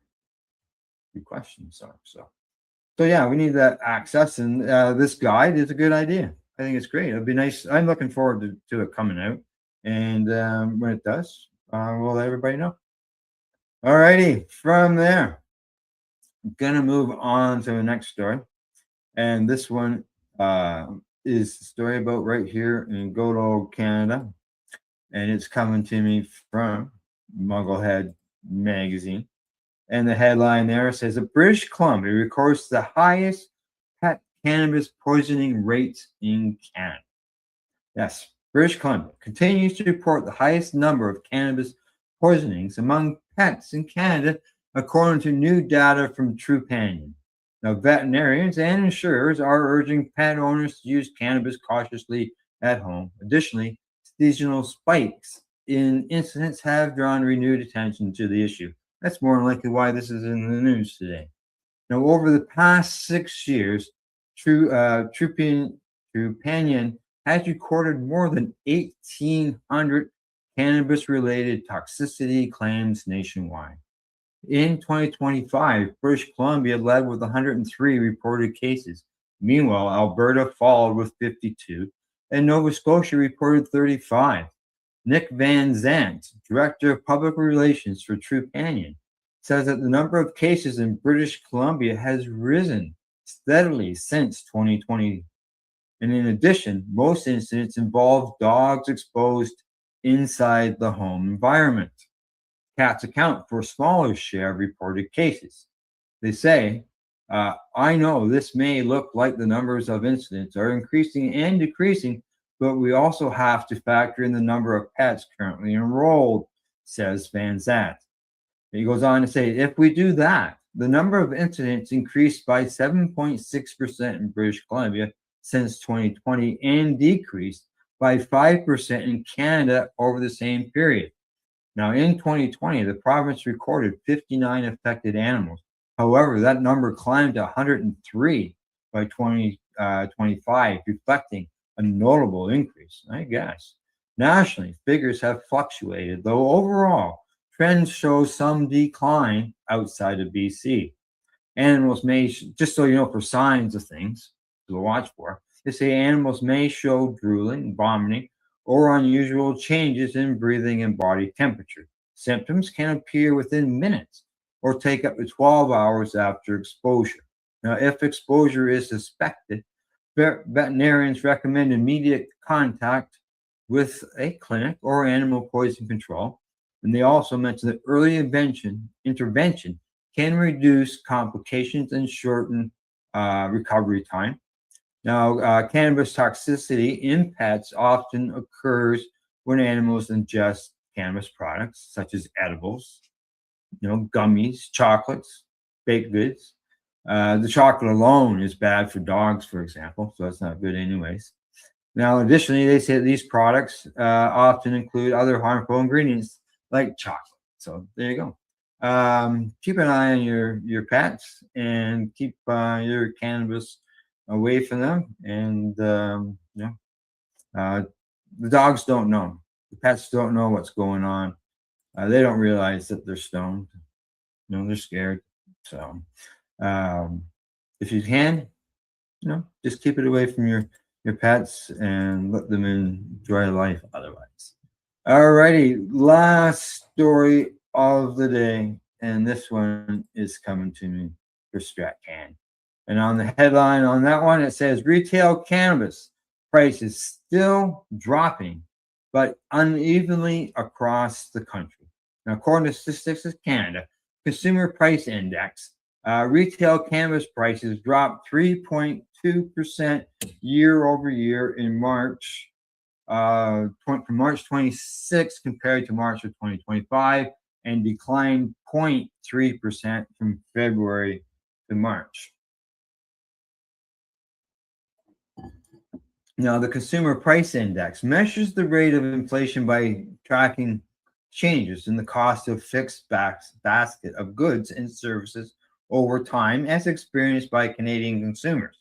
It compares the current cost of items like food, shelter, and transportation against past costs to calculate the change in the cost of living. For cannabis, a baseline price of $100 was established in December of 2018 following legalization. Since then, the index value has mostly declined, with only a few brief, small monthly or bi-monthly increases. While the first few years of legal cannabis saw prices drop by about 8 or 9% a year, prices since December of 23 have decreased at a more moderate rate. The most recent declines in 2026 were not evenly distributed across Canada, and prices vary across the country. They say that retail prices in Atlantic Canada saw the steepest declines. Prices in PEI dropped the most, but they also dropped in Ontario, Manitoba, BC, the Yukon, as well as the Northwest Territories. Meanwhile, in Quebec, they stayed steady, and in Alberta, there was a slight increase in your prices. So there you go. Covered a variety of topics today. And just a reminder, let everybody know, top story of today, as reported by CNN. I'm just going to bring it up here for you. And they say that, there you go, that the Justice Department reclassifies state licensed medical marijuana as a less dangerous drug. I guess the question there is that, is recreational cannabis still considered more dangerous? I don't know. Guess we'll find out over time. But other than that, that's it for today. And we hope you found it informative and educational. Thanks go out to tune in to everybody for tuning in to the broadcast, as well as to our sponsors, Limestone City Hydroponics.ca, the Camelford Lifestyle Shop, as well as at ease.ca. And we'll see you all Monday. Cindy will be back 10 a.m. Eastern. And don't forget, as I always say, educate, medicate, do not incarcerate. You're listening to the Pace Radio Network here at paceradio.net. The opinions of the individuals during this broadcast are their own and may not be the opinions of their group or other organizations they may be involved with. All medical advice during our broadcast is not a medical opinion and should be checked with your medical physician. Enjoy the buzz of legalization with Campbellford Lifestyle Shop. From lights to plant nutrients, books, consumption accessories, and more, we've got all your basics to grow or consume cannabis. Visit our info center or take a look at our piercing services and body jewelry, now available in-store through Campbellford Lifestyle Shop, 17 Bridge Street West, Campbellford. Limestone City Hydroponics is Kingston, Ontario's hydroponics shop. Take your growing to the next level and create the optimal environment with a tent kit, or maximize your yield with an ebb and flow flood table kit. Either way, Limestone City Hydroponics has more sizes and options to fit your needs. Are you looking for the power of the sun that adapts to your budget? Then look no further, as they have professional grow lighting. They have indoor grow systems that are easy and cost effective, with many options to fit your living space and lifestyle. Cultivate your growing potential. We have everything you need to succeed. And if you can't make it to the store, they offer local delivery to the greater Kingston area. Remember, when you're looking for experts to help you grow, then look no further than the locally owned Limestone City Hydroponics, 105 Sunderland Drive in Kingston, Ontario. Call them at 613-548-0420. We are people advocating cannabis education here at paceradio.net.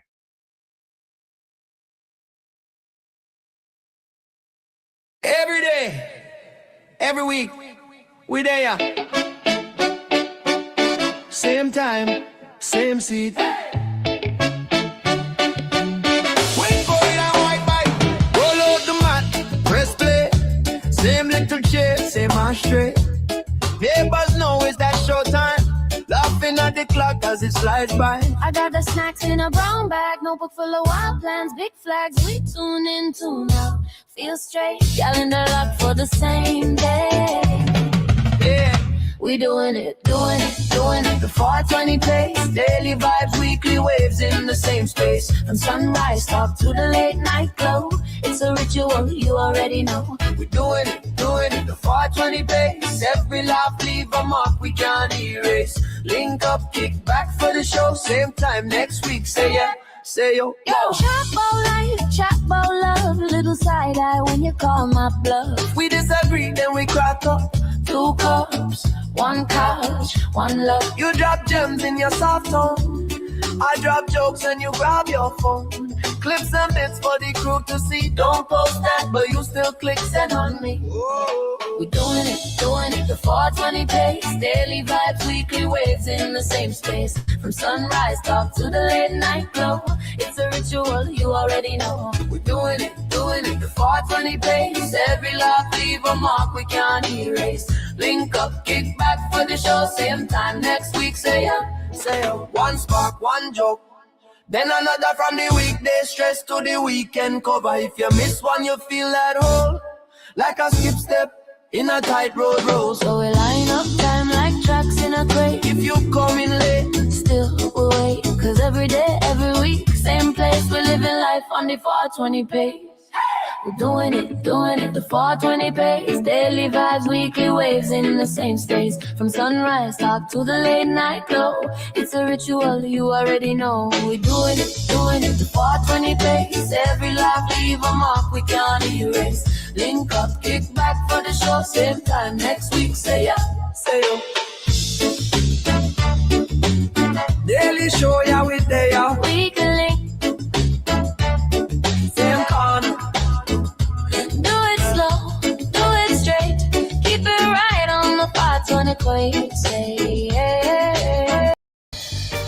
You're watching the 420 Pace, found at 420pace.ca.